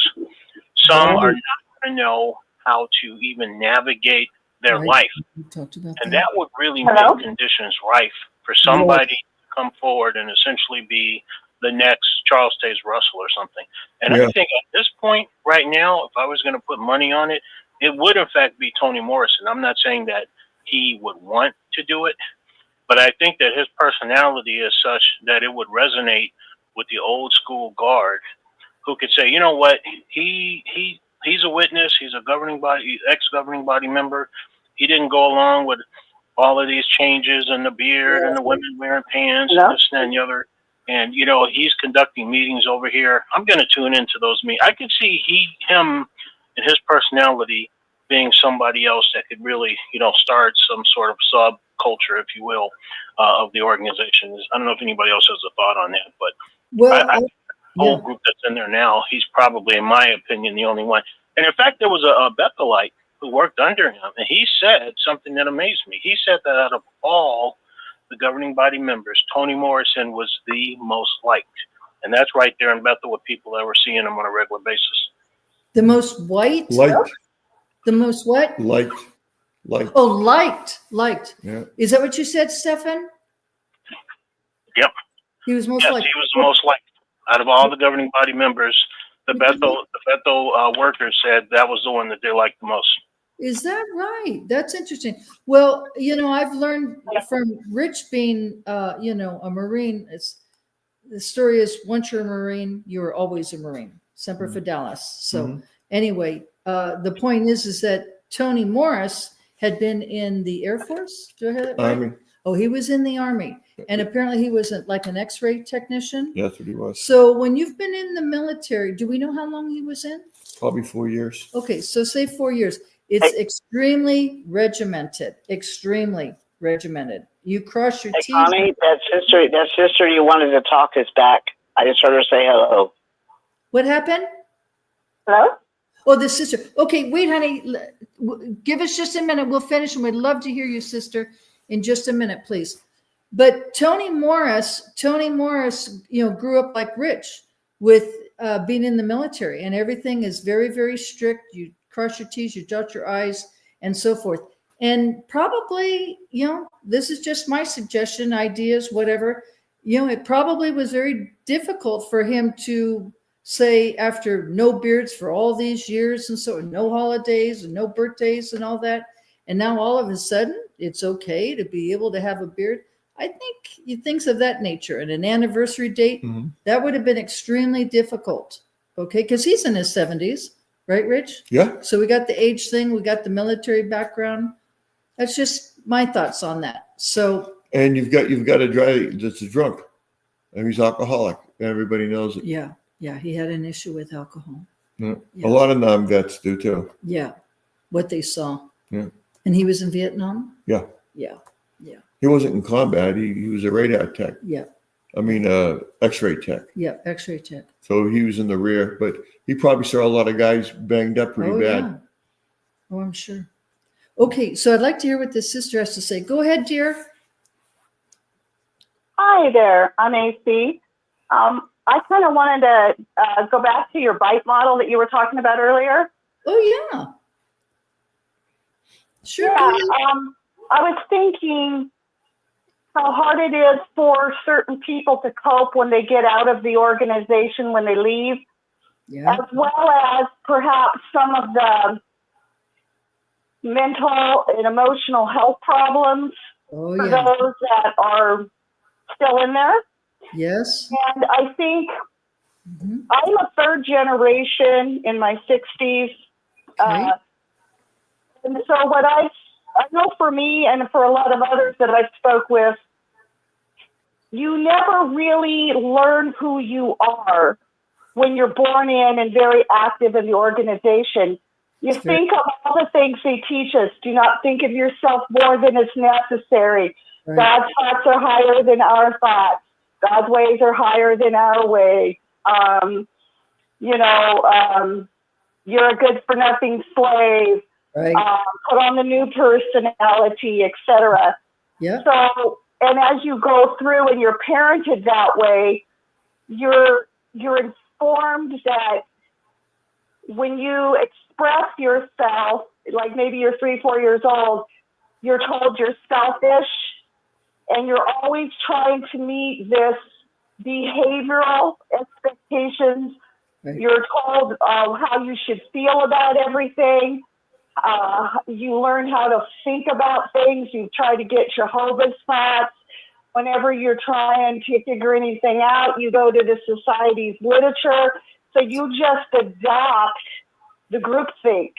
That's and right. therefore the group behavior. So it's conditional. Anytime there's any kind of a problem, maybe you're a teenager, maybe you're a young parent, you instantly try to think the group thought.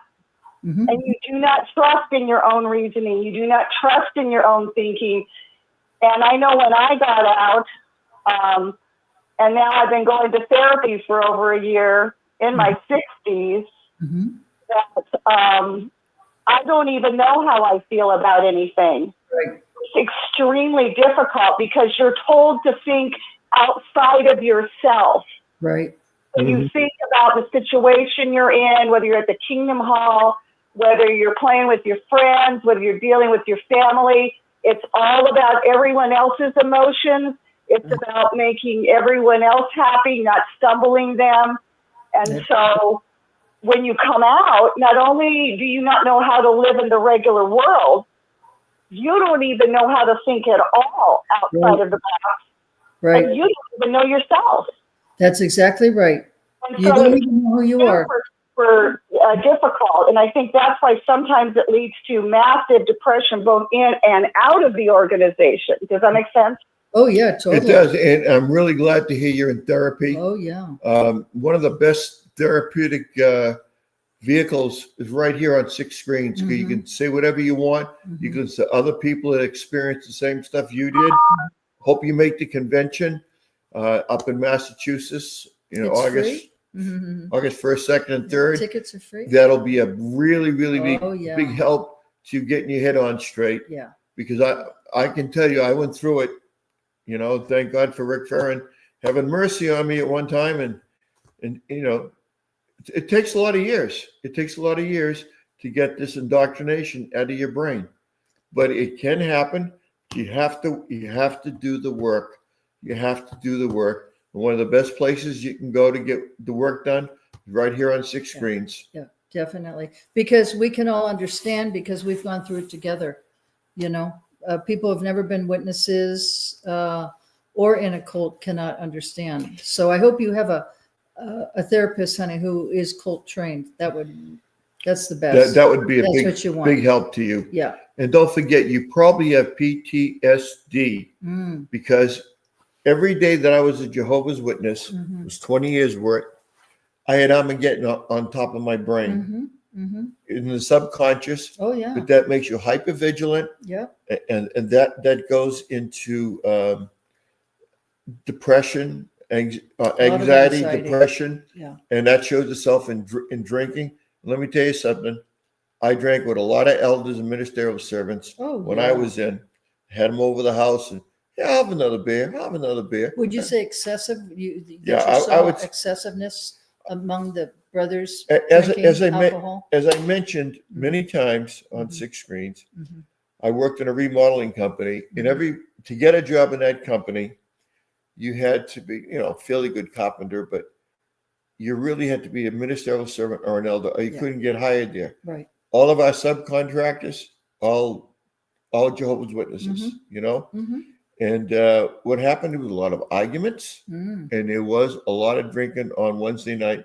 So on Wednesday night, you didn't have a meeting, right. But a lot of brothers had to be careful because they were on, shepherding calls and so forth. Boy. Yeah. So, if I was an elder, I don't know how long I could keep going because you don't have a minute to yourself. Everybody's squealing on everybody, thinking they're doing somebody a favor. Yeah. Everybody's drinking. The sisters are using drugs. Or anxiety pills, right? Depression. Brother so-and-so went to an R-rated movie. Oh, we got to go put the suit and tie on and go to his house and give him heck or fellowship him or whatever. Remember how Joe Dario said that he'd get calls like even 3:00 in the morning? Oh, yeah. And none of the other elders in his congregation wanted to go, but he was so compassionate and caring. Plus, he worked full time, right? And he had kids. Anyway, and get up and go 3:00 in the morning. Okay. I mean, it's like sort of being on call when you're an elder, 24 hours. Yeah. Now, I'm not saying all elders would have responded that way, but he certainly did. But they get burnt out. And it really affects their marriages. Okay. And then how they deal with the kids, but also when they're dealing with the flock, right? Yeah. Here's Sister so-and-so again. This is the 4th time in the last 2 months that I counseled her on her drinking or on her temper or watching bad movies or whatever. They burn out and they get mean. When have you ever seen that with a nurse? I've seen that in the nursing. Yeah. Sure. When you see I didn't mean to cut you off, honey, but I always wanted to go into nursing, but I never did because of the blood issue. So I went into social work instead. But the thing is, you'll see a nurse, and she might be, working really, really hard because they're on their feet, sometimes 12 hours. Okay. But you'll see their attitude and their heart is like hardened. They just really don't care about the patient anymore. Why? Because they're burnt out. They've done it for so long. People like that need to get out of the medical field. Okay. They really, really do. I don't care if it's a doctor or a nurse, whatever. They are burnt out. The same thing is true with these elders. When they're married, I've said the example before in our congregation. He was at one time, the presiding overseer had a wife and 2 kids, and the wife ended up getting, and she was born in, but he had been a convert, and they were like the ideal family in our congregation. Mm-hmm. Anyway, she got so ticked off because, you know, he worked full time. He was in upper management. He did very well for the family. And anyway, ended up with all the meetings and all the responsibilities of being an elder and so forth. She got to the point, she got so ticked off. They separated. They literally separated. And that was right before I left the organization. I was like, oh my gosh, what's going on? Well, you know, she was tired of trying to be a mom and a dad and really not having a husband around and trying to raise the kids on her own. Yeah, the Watchtower. That's tough. The Watchtower really does break up families. That is tough. If it isn't like Connie's alluding to, you know, a husband that can't see his wife because he has too many congregational duties, Yeah. or it's someone that gets disfellowshipped and nobody can talk to him. And I mean, that's what broke up my family. Was that? Well, you the know? judicial committee meetings can run, you know, like say you have a Thursday night meeting. Ours used to be Thursday, Mhm. maybe it's Tuesday, whatever. Okay. So it's the longer meetings, not the book study. Anyway, so after that, you know, the body of elders are meeting with a particular person to counsel, but just say it's a judicial committee meeting. Okay. It can go on till 12, 1. It can go on and on and on. Mhm. You know, it's late. I mean, Joe even had said that. He says, my gosh, we didn't get out of the Kingdom Hall until like maybe 1, 2 in the morning. He said, and I had to go to work the next day. Now, I think the average rank and file doesn't know that. I Well, certainly didn't you know know, that. Nothing they don't know is Watchtower if the- burns them out. if the congregation doesn't come up with enough money to keep the lights on and Yeah. so forth. The elders have to Yeah, pay that the elders out of their elders- pocket. Yeah. Yeah. Yeah. So it's not easy to be an elder. Yeah. I mean, we talk about the bad elders, but there certainly are There's some some good ones. there's some elders that sacrifice a lot. Oh, We have yeah. elders that would there are elders that would act as a pedophile to a young child, Mm. and there are elders that would give their life for the Oh, congregation. yeah. So Yes. you just have to be discerning as to who these elders are. You just can't paint with a broad paintbrush. Yeah. All these elders, they've been appointed by Holy Spirit. They're wonderful men. I can trust them with my feelings and tell them. Or my with- children or or my whatever, children. right? Don't do that. Right. Don't trust. Well, and the thing is too is oh boy, I'm tired. I forgot. I'm sorry. My Okay. brain just shut down again. It's just you know, it is what it is. And the organization just that's what I was gonna say. You know, some of these elders, you know, they do want to step down, especially if they're physically and mentally out, right? I was reading that on Reddit. Mhm. They want to step down, but they have to do it very carefully because then they're going to be questioned as far as why are you stepping down, brother? Right. Mhm. So they are just going through the motions of going to all the meetings and everything they have to do, but they know it's just a cult and it's not really quote unquote the truth. So once you are an elder, even ministerial servant, but especially an elder, it's very difficult to step down, isn't it, Rich? Yeah. Because then everyone's wondering, what What did you do wrong? Yeah. Everybody's got to know. Yeah, what did you do wrong? Yeah. So You know, I want to switch gears just a little bit. We've been talking about elders for the last Yeah. hour or so. What I want to switch gears into is the money. okay. I just want this audience to know that they have under management or assets Mm. in Ireland, $7 billion. That's a lot. So of if money. you are a Jehovah's Witness and you've been a 50-year Jehovah's Witness, you've been an elder, you've been a pioneer, you've built kingdom, you've done all that, Yeah. and have something happen, you break your leg or something, and you can't work, and you're broke. Were you working on like a Kingdom Hall or you're just No, saying just outside of the just- Kingdom Hall? you've done all the JW stuff, Yeah. okay? Okay. And you, if you would call the society and say, hey, do you think you can help me? I've built 20 Kingdom Halls. Right. I've been a pioneer for 30 years. Right. I've been an elder for 20 years. Can you help me? financially. Well, Yeah. go to Catholic Charities, Mhm. or go for food stamps, or fuel assistance, They're not going to help. all this stuff, you know. Right. They're not going to They're help. not, but they'll hold on to that money. Oh, yeah. But you know, they'll drive Bentley cars, the governing body. Jeffrey Jackson's got a Bentley. They're $500,000 And a car. demon. And a And demon. a demon of all kind of. I mean, why not buy an Impala or something? Yeah. Why buy a demon? You Well, know? what's it? 850 horsepower? Yeah, Too, Rich? 850 horsepower. It's very powerful. Yeah, it's. I guess Well, it's, you know, if these governing body people aren't careful, they're going to stand before the Almighty one day, and He's gonna question them, and they're going to say, "Well, didn't we do this in your name? Didn't we do that?" Right. Yeah. And God's going to tell them, "I never knew you." That is so right. You know what I think about, brother, is one of my favorite scriptures. So you gain the whole world, but then you lose your soul, right? yeah. Yep. You gain the whole world. I mean, don't- God's not against people having money or wealth or anything, but it's what you do with it that really matters. That's right. So I it's come not from a that very God's wealthy against family. it. It's Someday just that maybe I'll tell you my family is. I have family that's super wealthy, okay? Someday I'll tell you who they are. yeah. But it depends on what you do with your wealth. That's Right. it, and how much That- it means Yeah. to you. Right. Do you worship it or do you use it as an avenue to help other people? You know, all these televangelists on TV, they're multimillionaires, right? And they all have their own private jets and so forth. Mm. Well, so does the Watchtower. Yeah. They're never going to tell you about that. Yeah.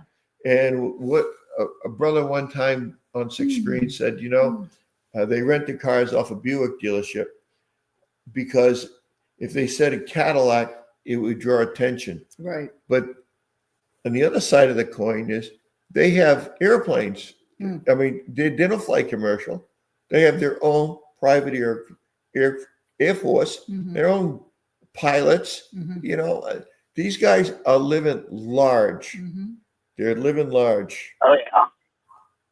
And Well, yet- didn't Kenneth Copeland at one time say, if I remember hearing right, he claimed he wouldn't be caught in a tube filled with demons? say that again? Yeah, I heard that. Kenneth Copeland actually was caught saying that he wouldn't fly commercial because he didn't want to fly in a tube filled with demons. Yes, he did. He Yeah, did say he that. has 4 jets. He's worth $127 or $128 million. Yeah. That guy is. Yeah. He's evil. It's- I mean, he's he not is- alone. All those are televangelists. Joyce Meyer. Yeah, you know, You can go on Google and check all this out. Michael Look at, Murdoch and oh, geez, Joel Osteen. yeah. Go online and check Oh, it yeah. out. Joel Osteen's got a huge church. And you know, I mean, my heart does go out to Joyce Meyer. She was sexually abused for many years by her own biological father. But I mean, really, do you really have to, you know, have 5 mansions out in Missouri there for each kid, and then a landing strip with the, you know, the plane coming in? Oh, brother, you know. Yeah, the Watchtower goes first class. I mean, governing bodies, if they do fly commercial, it'll always be first class.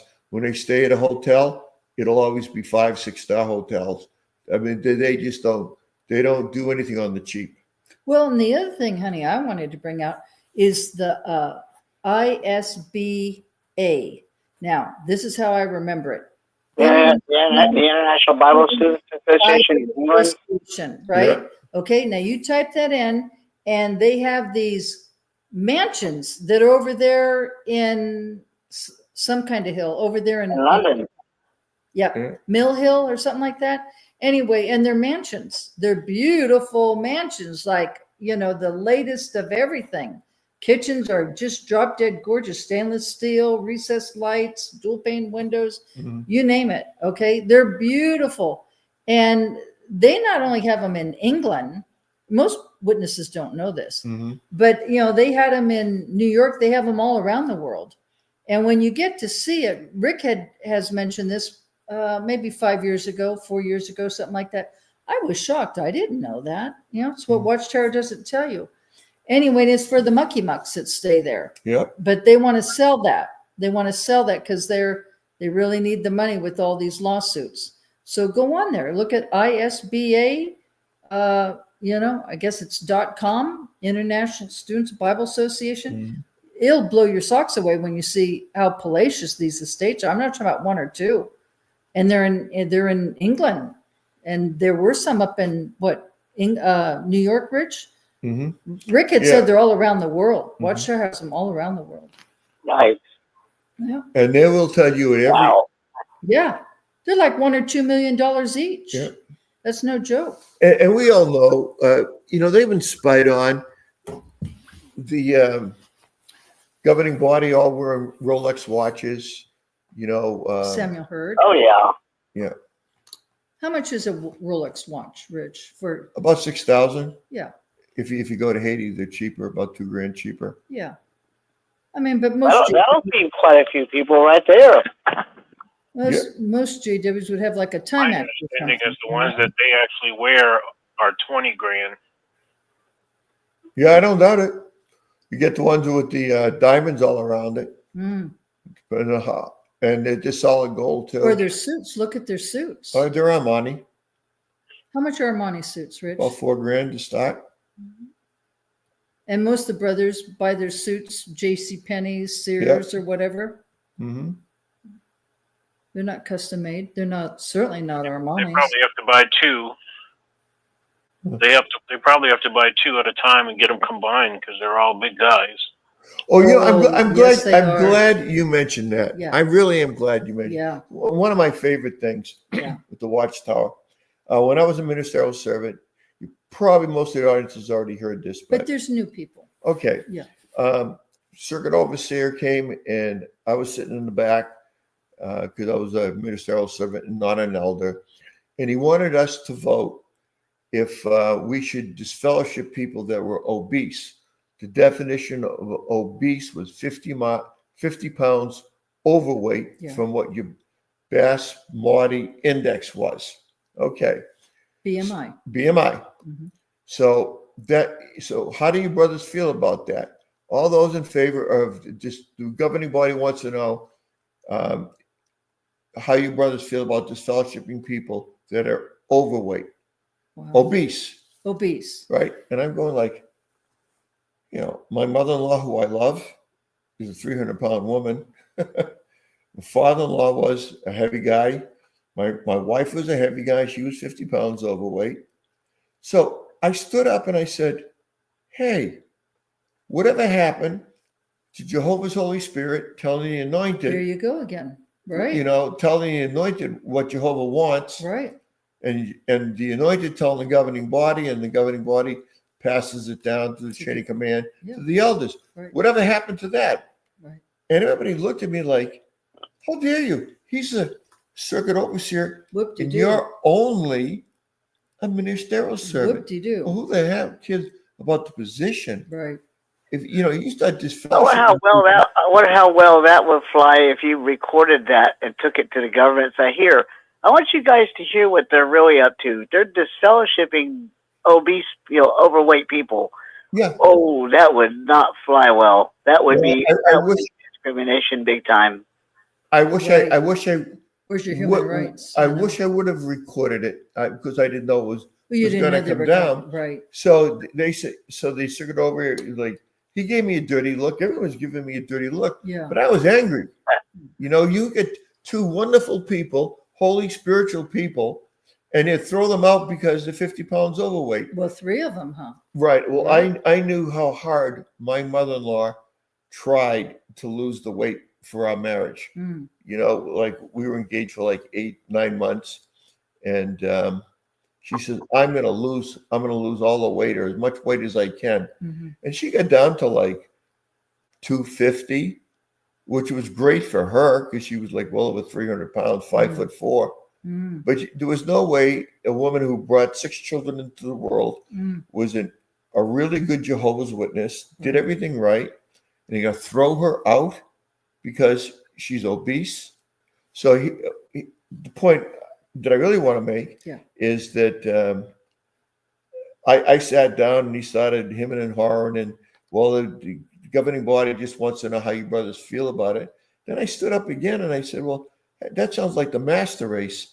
That sounds like the Hitler in the brown God shirt. forbid you spoke up like that, Yeah, huh, Rich? Well, you know what? Wow. Yeah. This fellowship that was See, they kept score. they kept score. But They kept score. here's my point. Yeah. I watch all the YouTube stuff now, and I watch all the stuff on the governing bodies. I know who Hurd is, and Stephen Lett. I know who all these people are. Yeah. Except for that one of the helpers, every single one is fat. It's just simply fat, and they want to know if they should disfellowship. Well, by their own, they should all be disfellowship because every single one of them. Oh, Look at it. Their waist. I mean, they're in nice suits, which hides a lot of the weight, but every single one of them. But they're obese. Yeah, they're That's obese. the point. Yeah, that's the point. But, now you might want to go back to explain, Rich. Okay, because there's new listeners. Okay, so people are saying, "Nah, that really didn't happen." Right? Yeah, about 84, 85. Right, and the thing is, what they call it was a trial balloon. Trial balloon. Can you explain what that is? Because I never heard that. Well, they that. float a few of them up when they had the United Nations thing. They didn't know how to handle it because they got caught with their pants down. They get caught red-handed. So explain what a trial balloon is. Trial Rich. balloon is when you throw something out to the congregation and you say, brothers, I know for 4,000 times in our literature, we said that the United Nations was the counterfeit kingdom of God. We said it was the harlot. We said it was the whore. We said all these horrible things. And if anyone goes near the whore, the harlot, they could be disfellowshipped. But yet, you know what we did? We joined. So they had to come up with a reason. So the reason they gave is they needed to have a library card. So, my argument would be, if Jehovah's Spirit runs the organization, why do you have to go to the harlot? Why don't you go to Jehovah? Okay, but the trial balloon. Okay, trial balloon. The trial balloon. So that they went and they told a couple of congregations. They laid it all out just as it happened. They're doing a trial. And they wanted to see what would happen. And a few people left the organization because of it. But it really didn't have much of an effect on people. So the trial is basically, let's try this congregation. See how people and how react to it. They react to it. And the case was, if somebody's 50 pounds and over, they consider obese, gluttony, right? So let's see if we can try in this congregation, if there's going to be acceptance of being able to disfellowship. See, it didn't go across the whole board of the whole entire world. It was just a trial balloon. Yeah, in a certain circuit or so forth. Yeah. See, the theory being, if you smoke cigarettes, that's injurious to your health, and you can be disfellowshipped. Right. And if you're 50 pounds overweight, that's also injurious to your health. But really, the branding, what the branding is that Jehovah's Witnesses are fit, they dress nice, they get their haircuts, they shave close, all that stuff. See, it's all image. It's all image. It's all image. It's all image. So I wanted to ask you for the audience, Rich. So did your congregation approve it to go through with that? With the 50 pounds over? Yeah, or what happened? It's interesting. The elders that had slender wives or were slender themselves. They voted yes? Disfellowship them. The ones that were a little on the heavy side who were sucking in their bellies and, that type of thing, they voted not to disfellowship. It was like a 50-50 deal. Okay, so then it fell by the wayside? Yeah. Well, they just wanted to get a synopsis of how the servant bodies felt. Yeah. That's what they wanted. Yeah. How do the servant bodies feel? Well, I'm going to take it back to Watchtower. They never disfellowshipped anybody for being obese. Well, no, I have heard that they have done that to somebody with morbidly obese. Well, if it had, can you imagine how many circuit overseers or elders or governing body members would have been disfellowshipped? Well, really, it's but not only that, you guys, being obese doesn't necessarily mean you overeat. There's medications, there's medical conditions that cause that. Totally. They can have all kinds of conditions. Yep.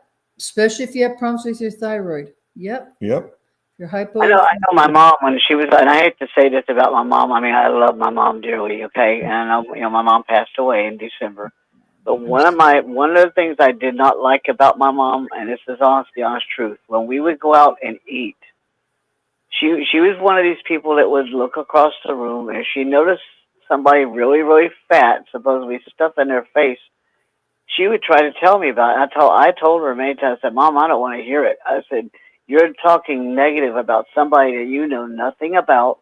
You don't know what's going on in their life. You don't know what struggles they're going through. And I told her, I said, it's not just food that makes people overweight. There's all kinds of stuff. Sure. It's very true. The thyroid is right here. It The funny thing is, my mom taught my brother and I, when my brother and I were growing up, she always taught us never to point and stare. The typical things that mothers and fathers teach their kids. But then my mom went and did the same thing. Well, it's interesting. That's my only pet peeve about my mom. Yeah, I know, honey. I'm sorry you lost your mom. That is painful. I was going to say, my mom used to say about her father, who was my grandfather. Apparently, I never got to meet any of my grandparents because I'm the baby of the family. But anyway, he used to say, if you don't have anything nice to say about anybody, don't say anything at all. I like that. Mm-hmm.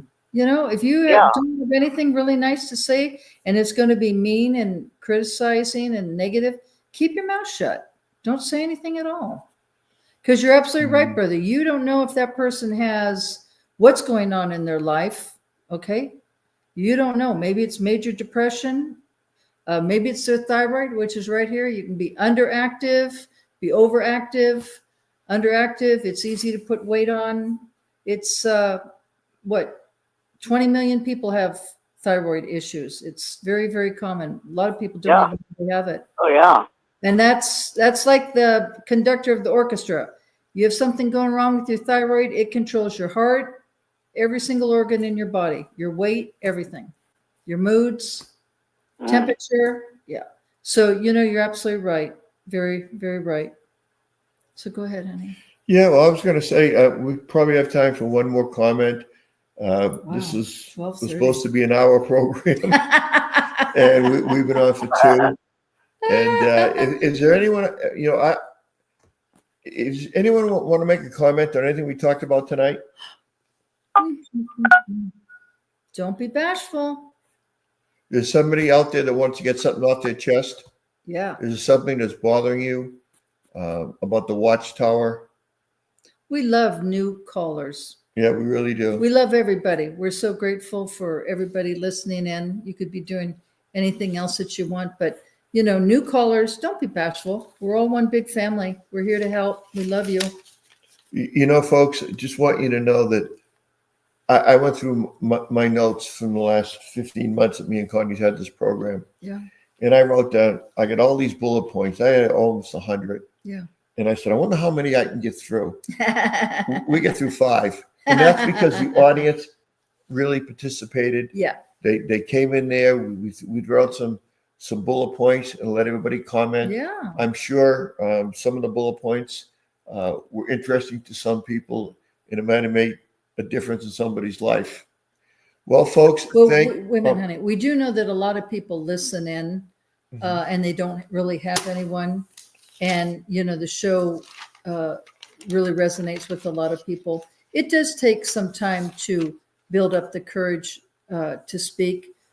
And, you don't really need to be afraid to speak. Nobody's going to be here to judge you. We're just definitely here to help you. It's very challenging coming out of the organization or being a witness and so forth. And, we just really want to, out of love, be able to help people and talk to you. We've done it. I almost committed suicide. Rich almost did too. Okay. So we're true blue. We really know what we're talking about. I was in for 12 years. Rich was in for 20. Yeah. You want to just tell them the story, Rich, about the suicide thing and how it was a God thing that you didn't commit suicide?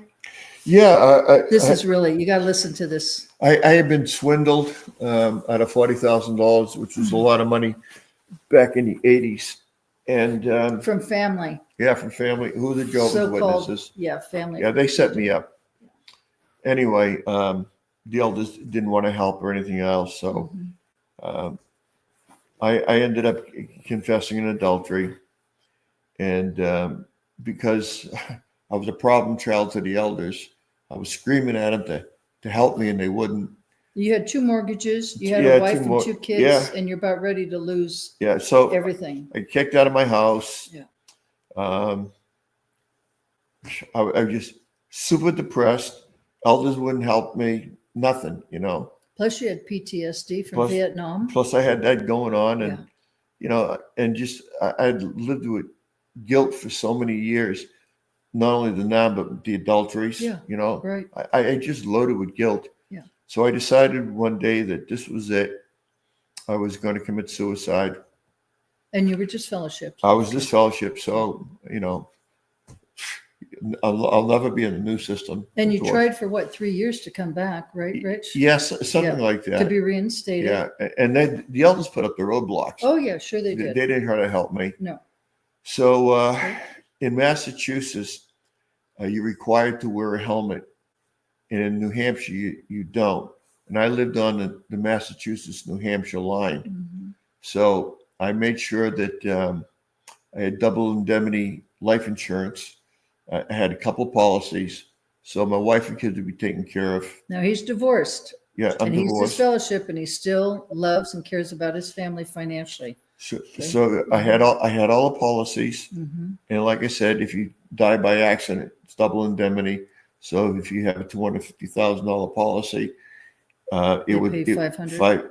$500. So 500,000. my plan was, I wrote out letters to my kids, and And your kids were young, right, Rich? yeah, they were 10 and 13 Okay. at the time, Mhm. and I had Harley Davidson. It was locked to staircase. Yeah, he had worked at a railroad company, and they had those big, gigantic chains. Yeah, I mean, Humongous you chains. could barely lift it. They were so heavy. There was so I had to put it in the pickup truck, and the back end went down. So you tied it to the staircase? I looped it around the staircase, and I looped it around the frame of the motorcycle. Okay, so it was real So I secure. said, "There's no way that anybody could steal this." Right. Well, I was wrong. Okay. So what they did is they jacked it. They put a car jack underneath the staircase. They jacked it up, and they pulled the chain out from underneath, grabbed the motorcycle, and maybe 3 or 4 guys, I don't know, threw it on the back of a pickup truck or put it in a van or something, Right. and they were gone. So you got up in the morning. I get up in the morning, and He didn't hear any of that happen. I didn't hear it. I had my helmet, and what I was going to do is when I got into New Hampshire, Mhm. I was going to throw the helmet in the woods. Okay, so you're in Massachusetts, Right, which requires a helmet on Right. your Harley. right. Okay, and then you cross the state line, Across the get state into line. New Hampshire. Well, that was my plan. Right. I was going to take the helmet, throw it in the woods. There was this bridge that was over this highway, Mhm. and it was concrete. And I knew I could get 80, 90 miles an hour, maybe even 100 Mhm. on that bike and go right into the wall. And I'm dead. It's over in a minute. And my wife and kids are taken care of. And they would think it was an accident. And they would think it was an accident. Mhm. But that morning I get up, that was it. It was. He goes downstairs. I get out, and the bike is gone. And I the go, bike's gone. what? How could that possibly happen? Yeah, that was divine intervention. Yeah. That almost makes me really cry. Yeah. Yeah, you can't make these true testimonies up. There was a reason why God really wanted to save your life, Rich, so you could be a part of this show. And I'm just going to throw this out to the audience. If you're in the same situation that I was in, depressed, just suicidal. Connie was there too at one time. Get on 6 screens, get on YouTube.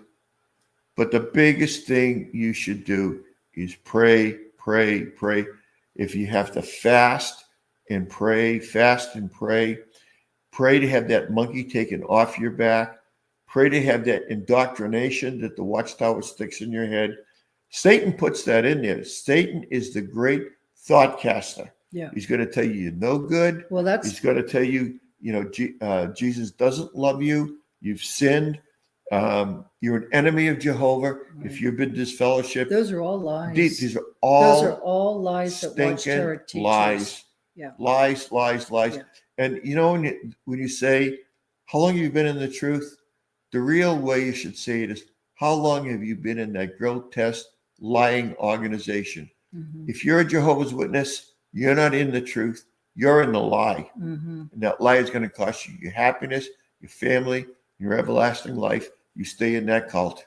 Well, and the thing I think about, Rich, you know, I think about where Jesus said, I came to set the captives free. Yeah. You know, Mhm. you know that scripture. That's what Jesus said. I came to set the captives free. Well, what captives is he talking about? He's talking about people who are in spiritual bondage. He was talking about people back in his day that were so tied up with all the Pharisees, their 613 rules and regulations. Yeah. And he basically simplified it, says, love God with your whole heart, soul, mind, and strength, and love your neighbor as yourself. It was that simple. Well, how does that apply today? People that are in these cults or, you know, false prophets, that's bondage. That's spiritual bondage. Mhm. People are in total spiritual darkness. And Watchtower is definitely one of them. You are not free. Because Jesus said, I came, you know, to lighten your load. Mhm. Come to you, all those who are weighed down and heavy burden, because my yoke is light. That's, I think it's in Matthew. Yeah. Okay. My load is light. I used to think, how is it light? Being a JW is certainly not light. It's just so heavy with all the responsibilities and everything you have to do. So, you know, the thing is that there truly is freedom.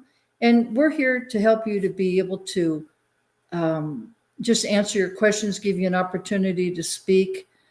We've been there. Trust me, we have been there. Mhm. That is for sure. And we truly do love each and every one of you, even though we don't know you. We truly do love and care about you. And you are not alone. Do not give up on yourself. And you know, Jehovah God doesn't hate you. Jesus doesn't hate you.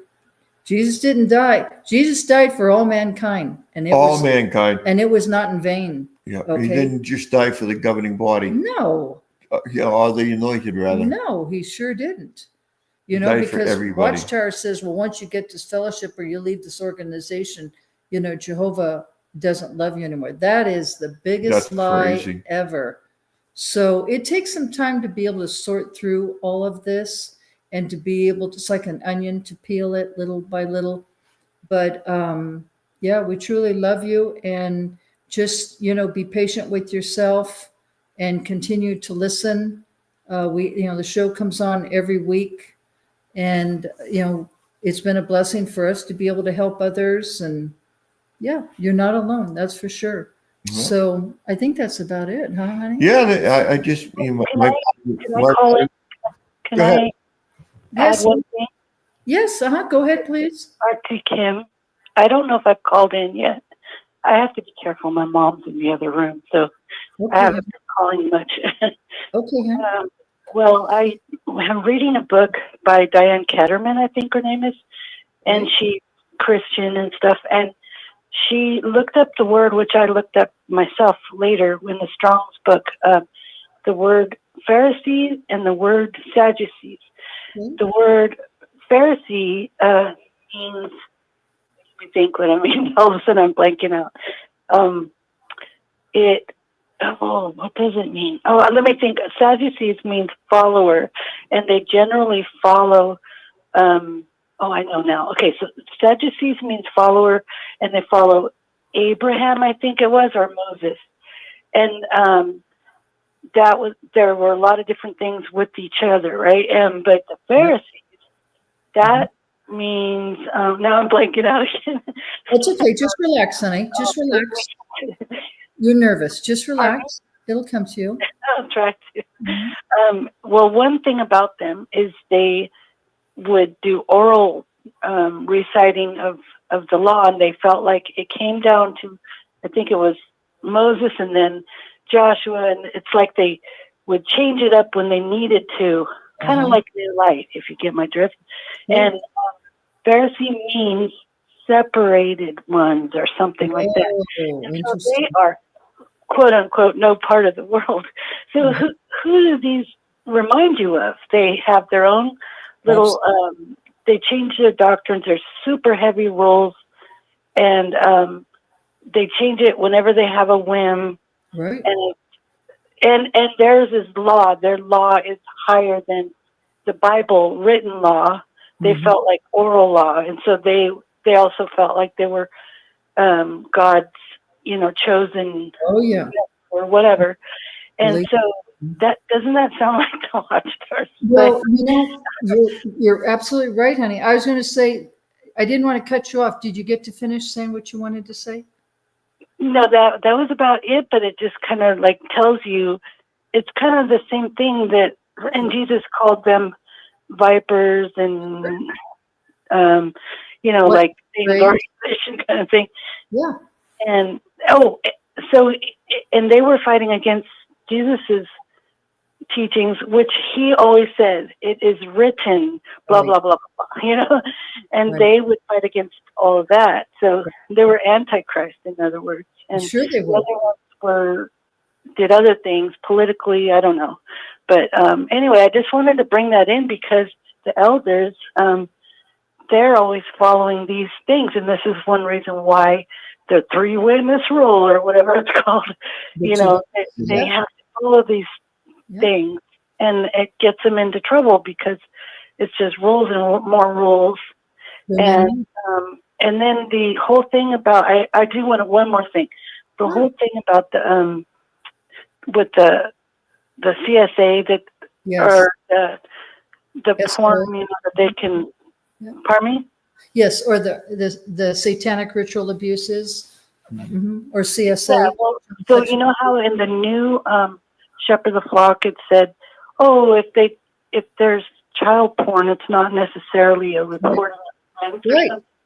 Well, that's if you do look at child porn, you have to go pretty much to the dark web, which means you have to pay for it, which means you're paying for murder and trafficking and all these other horrible things that happen along with it. And then children that are in those situations usually are killed after. So if they're doing any of that, looking at that, not only is it searing their conscience, and pretty soon that's not enough to see it. They're going to want to act it out. We've talked about that. Yeah. Yes, you're absolutely right about that, honey. Because like Proverbs says, as a man thinketh, he is. So it all starts with the thought, and you think about it long enough and you dwell, then you eventually act on it. Yeah. And now that's not a disfellowshipping offense anymore. It's an unclean, perverse thing.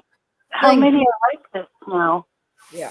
You know what that tells me? It tells me it's very prevalent in that organization. It started right. They probably be disfellowshipping, every single week. Yep. Charles Taze Russell was fooling around with a 14-year-old girl, and he was in his 30s. It starts right from the beginning, and it's run all the way through. There's a whole core of it that goes right through till right now.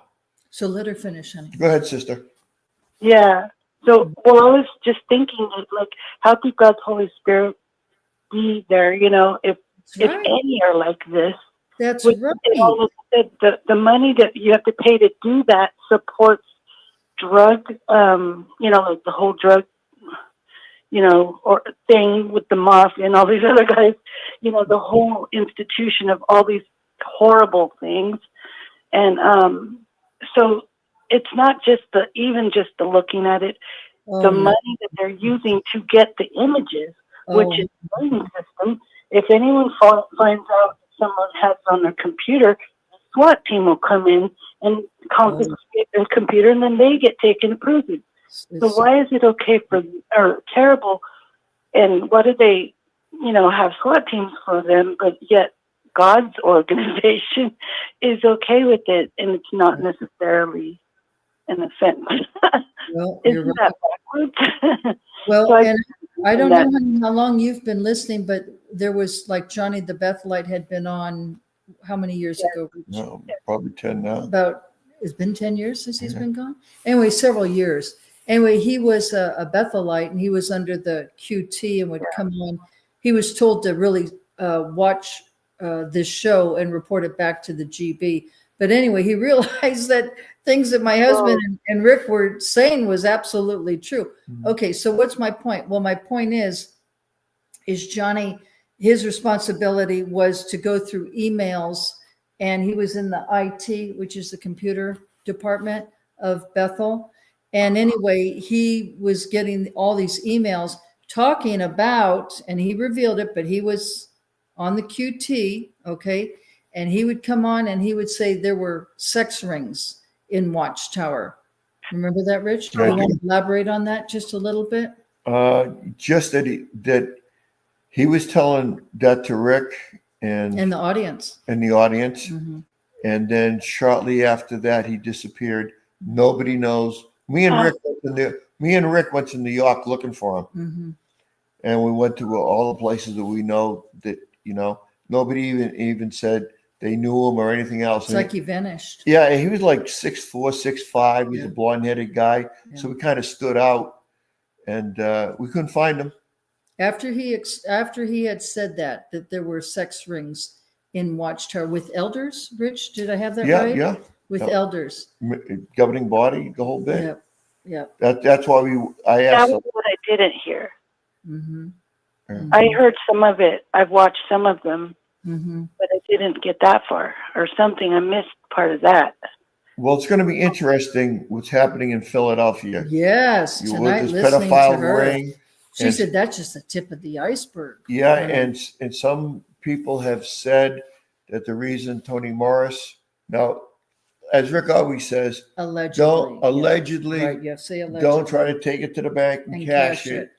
But it seems like a lot of people think that the Watchtower was trying to get out ahead of the story because Toni Morris is involved with something he shouldn't. We don't know that we yet. don't know. Right. Allegedly. Right. We don't know that yet. And but there's a reason why he was removed then all on the QT quiet. Removed. That's the governing first time member. I heard that term removed. Used to be he was disfellowship. Yeah. But so I thought it was interesting what that woman Stephanie said. She said, what's going on in Pennsylvania with all those elders, she said, is just the tip of the iceberg. And then that attorney general, Henry's her last name. I think first name's Michelle, but Henry, I had worked for a Henry. Anyway, she had been, the attorney general of Pennsylvania had been sexually abused herself. So she's like a pit bull going after these pedophiles. So, time will tell and the evil will be, revealed. That's for sure. Even in Watchtower. Can I mention one more thing? Yeah, honey, go ahead. There's one more talk. I mean, the last talk I think Toni Morris said or gave, he kept talking about smoke. He just kept saying something the brothers being filled with smoke. It was like cryptic. It was very weird. And to me, it was like he was warning the governing body not to vote him out or something. But he was just using that analogy. It was just really weird. And I don't know what the name of the talk was, but the match, honey, the match with the apostates to blow them out. Is that what you're referring to? Oh no, not that one. No. I think I know what you're talking about. The other one, it was smoke is fire. I don't remember what it's called, but he kept saying something about them blowing smoke or being filled with smoke or something like that. But he kept talking as if he's talking to the governing body. It just sounded like he was giving them a message, like you better not do it. What you're planning to do, I don't know. But reference to him, huh? It's really weird. So what you're saying, honey, if I'm understanding you correctly, anyone that watched that video, it was how you understood it is that Toni Morris was trying to give a message to the governing body members about the smoke and all that, of actually trying to tell them, don't be removing me. Is that what you're saying? Yeah, but not the one about the apostates. That was a different time. Yes. Okay. This Okay. was a new talk. One of the last he gave. Wow. He just kept using the analogy of smoke being filled with it or something, and maybe he meant like having too much hubris or something. I don't know what he meant, but it just was very bizarre, and like he was trying to warn him or something. Wow. But I don't know if it had anything to do with all those other things, but it's like he was saying, hey, don't do it, whatever you're going to do, you guys. You know, but then he was gone. It was not long after that he was gone. Well, sister, they gave him a house in North Carolina, Lumberton, and here was the deal. It's like, because with Ray France, when they booted him out, he wrote a book and made him look really, really bad. So the Watchtower was saying, look, and they gave him 10,000. Yeah, who? Ray France. Yeah, Ray France. That's all. That's it. He and Cynthia, a total of $10,000. 10,000. But the deal was, keep your mouth shut. You can live in this house till you die, and you don't have to pay rent or utilities or whatever. Lumberton's not a very safe neighborhood. We have a friend who's a ex-JW, and she filled us in on that. And it's a very high crime area, so that was sort of interesting. Yeah. But that's the deal, because they don't want him writing a book. You know, he knows probably too much, huh? Yeah. I mean, if you're a governing body member, if you know too much, right, you easily could end up like Johnny the Bethelite. Whatever happened to him, we don't know. Rick doesn't know. We don't know. Yeah. I remember Johnny. He did this one where he said everybody was freaking out at Bethel, and that was like one of the first I saw. And like this, it sounded like a madhouse on his phone. Maybe he wasn't at Bethel at the time, but I thought he was. And he was talking to Rick and saying, they think they're going to be investigated. And it was scary listening to it. I thought something was happening right then and there, but it was one of the last I think he did too. Yeah. So, but I have watched some of them, and he would be super exhausted, almost like he was being drugged. It was weird. Poor guy. I did believe his story. Yeah.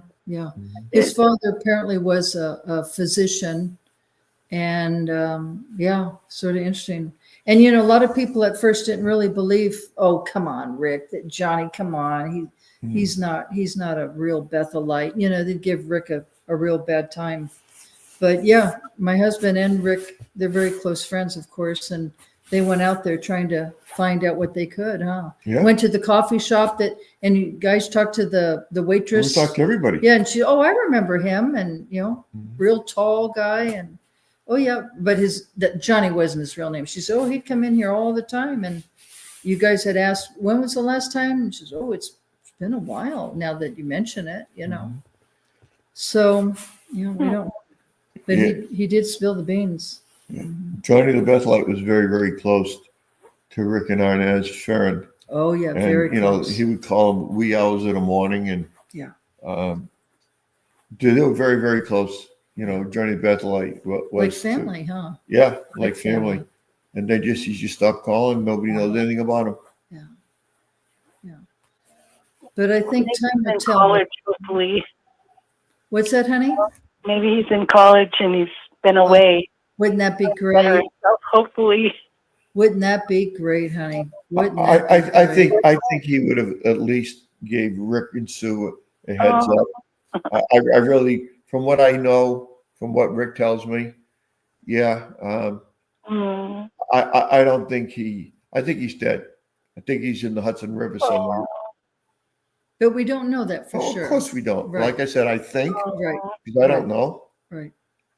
We don't know. Yeah. I mean, there's certainly Bethelites that do know him that, it would have been nice if they came forward. Maybe someday if they leave the organization, they will say. I don't know. Yeah. But so anyway, but people can only cover up the evil for such a period, like same thing with Jeffrey Epstein. I mean, that stuff is coming out now with the list of people and so forth.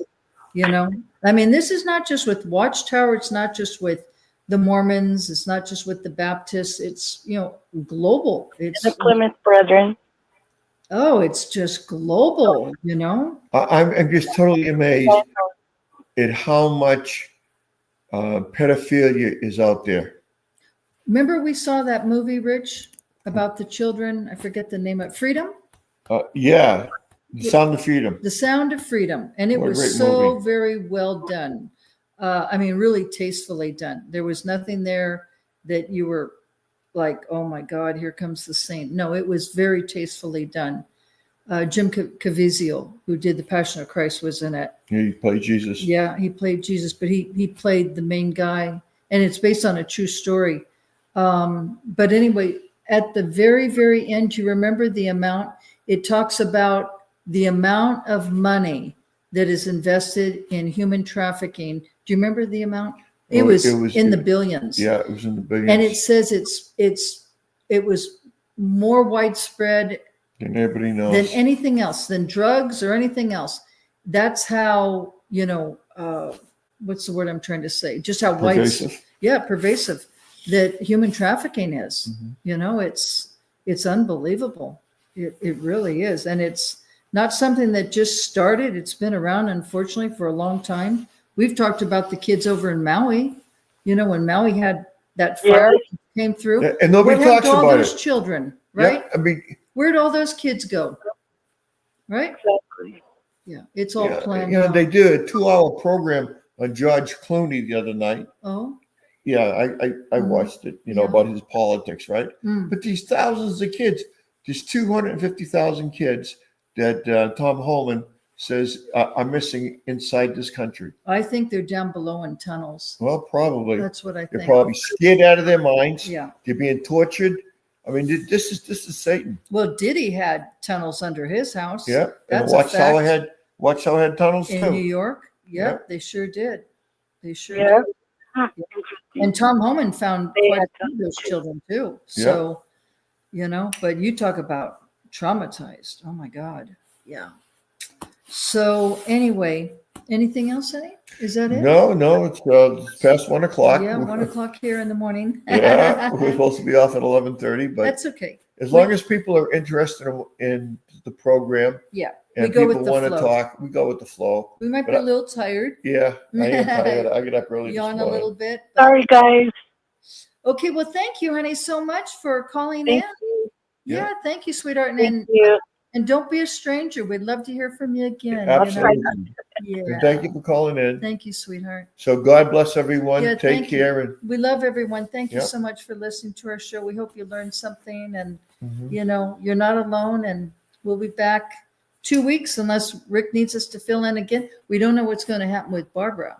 I haven't heard that. yeah, well, if Rick asks us to So, fill in, we'll fill in. Yeah.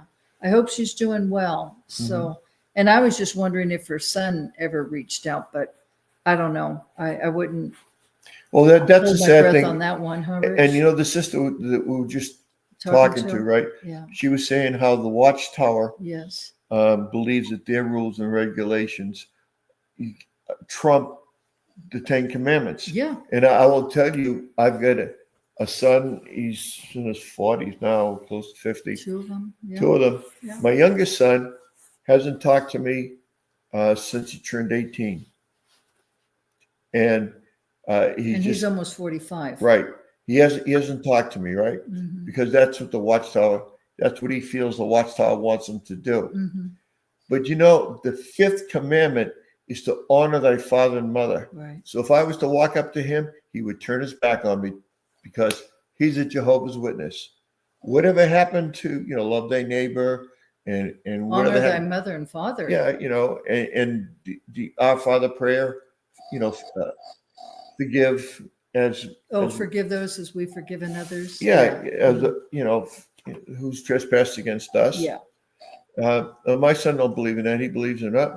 As long as my father is an apostate, and if I see him, I'm going to turn my back on him. Well, they worship the governing body. That's it. And the governing body, like that sister was saying, is, they're like the modern day Pharisees. They love the power. They love the wealth. They love all the attention. They're narcissists. And I say it's like they're demigods. So, people who are in Watchtower, Jehovah's Witnesses, they're really worshiping. They truly are. And God says, don't put your trust in earthly men, right? Nobles or earthly men. Nobles or earthly men. Yeah. And so why are they listening to the governing body members over the fifth commandment to honor your mother and father? Yeah. So just, food for thought, people to think about that. If they don't have the critical thinking skills. I mean, if you asked any JW, show me in the Bible where the 10 commandments are and what are they? The average JW wouldn't be able to tell you that. No. So they're not even aware so much of honor thy mother and father, right? Yeah. The only ones that did, Revelations 21, 3 and 4. Right. The recruiting thing, the world Matthew is bad. 24, The world is 14. the world is really, really bad. Daniel And 2:44. if you join this organization, Jehovah's Witnesses, Right. you'll be protected because Armageddon is gonna be here by the end of the week. Yeah. Yeah. They're false prophets because they're just they never come true. Yeah. They haven't come true in 100 and what's it, Rich? From 1879. 1879. Yeah, and we're in 2025. So almost 150 years. Yeah. Yeah, we're in the last seconds of the last minutes of the last month of the last year of the last of the last. Yeah. It's cute. And in the next 5 minutes, I'm getting guarantee it. Oh, that's Jehovah funny. told me. Oh my goodness. Holy Spirit told me. Oh my goodness. Yeah. Well, I think we had an interesting discussion tonight. Yeah. Well, I just hope we help somebody. Yes. And we're talking about your trek in the Watchtower. Yeah. And I would say to anyone in the audience, if you want a program, ask Rick. It's just not that hard. When I was doing this 20 years ago, Rick would give me a lot of information, or I would look it up, or I would do some due diligence. Today, it's so simple. Just go on YouTube. There's plenty of stations or programs you can take notes from. JW Fax is excellent. Yeah. JWFACTS.com. Okay, I want to be sure that, huh, Rich? Yeah, that man, one's that's excellent. one of the Then best. Angela, our brother up in Canada, what's his name? Let's see, you're talking about Vern? Vern, yeah. Fixing the Faith? Yeah, there's just so many of them. You can Watchtower Examination or Examiner from Winston. He was never a JW. Right. Excellent. You can take heliocentric. You can take points Excellent. off of YouTube, right? Just little bullet points, and throw them out to the audience. Yeah. You don't have to be, Well, it's nice a to journalist get people's perspective, or huh, something. Rich? Yeah. Yeah.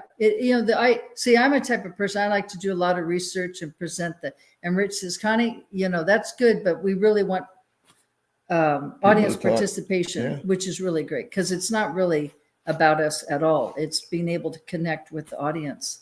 Mm-hmm. So we have our own different styles, but I think it's all good. I think it works. Yeah, works really good. It works. Trying to find topics that are of interest to everybody and that people can relate to and be able to, jump in on the discussion. Yeah. Yeah. We love you all. We do love you. Good night, everybody. Thank you, everyone. It's don't forget to do your prayers. 10 after 1 in the morning now. Most important. If you're looking for a fast way to get the Watchtower off your back, pray on it. Yeah. Pray on it. Pray on it. Good night, everybody. Okay. Good night. Thank you. Night. Night, night. Wait, I got to turn all this off, honey. Hold on. Okay. I got to shut all this down.